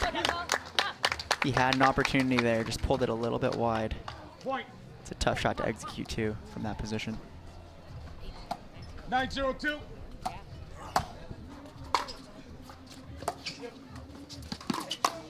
Wow, Dekel was sitting there waiting for that speed up. That wasn't a bad speed up, but Dekel's backhand was just too good. And a first match point of the bronze medal. They do have a little bit of a lead here, 10-0.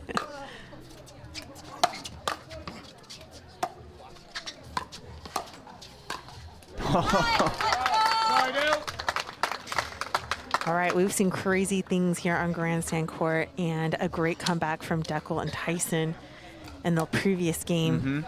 We need points here. We need a for 12-point run. Yes. On Monroe's serve right At here. least 10.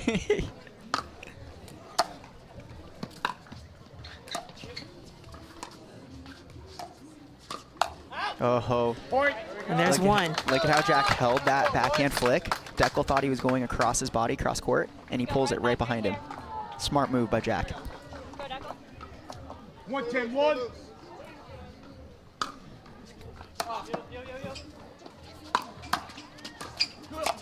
Oh, that was probably going out too, and Jack throws his hands up in disgust as he could have just gotten out of the way, but he really couldn't because his momentum was already in the air.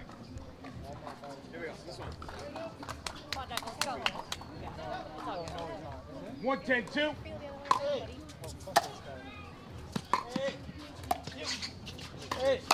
Oh, Dekel was waiting on that counter.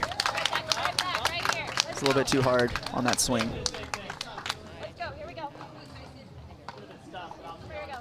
take two.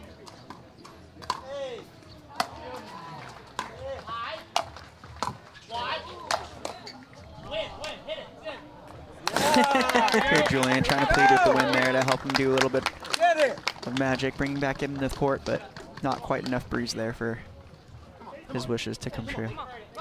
Match point number 2. 10-2-1.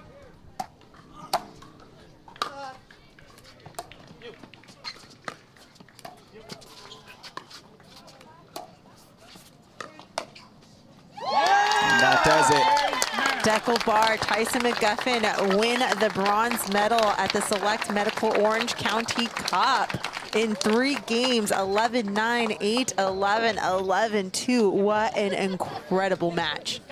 And what an incredible ending to Grandstand for this tournament. I just want to thank the PPA Tour and, you know, Dave Fleming, Daniel Roditi, you, Michelle Esquivel, for everyone for giving me the opportunity to be here at Grandstand with all of you today. Yeah, thank you, Walter. We appreciate you. We appreciate Lifetime and and Lifetime San Clemente and Adam Hill early on in the week. Yeah. So everyone at home, thank you so much for joining us here on Grandstand Court. We will go ahead and make sure you guys move to pickleballtv.com to watch of our Championship Sunday matchups on Championship Court. The next event we have is in MLP. The mid-season tournament at Beer City, one of my favorite places ever. I love the audience. I love the fans there. So good. So we'll see you next time, you guys. Thanks again for joining us, and we'll see you soon.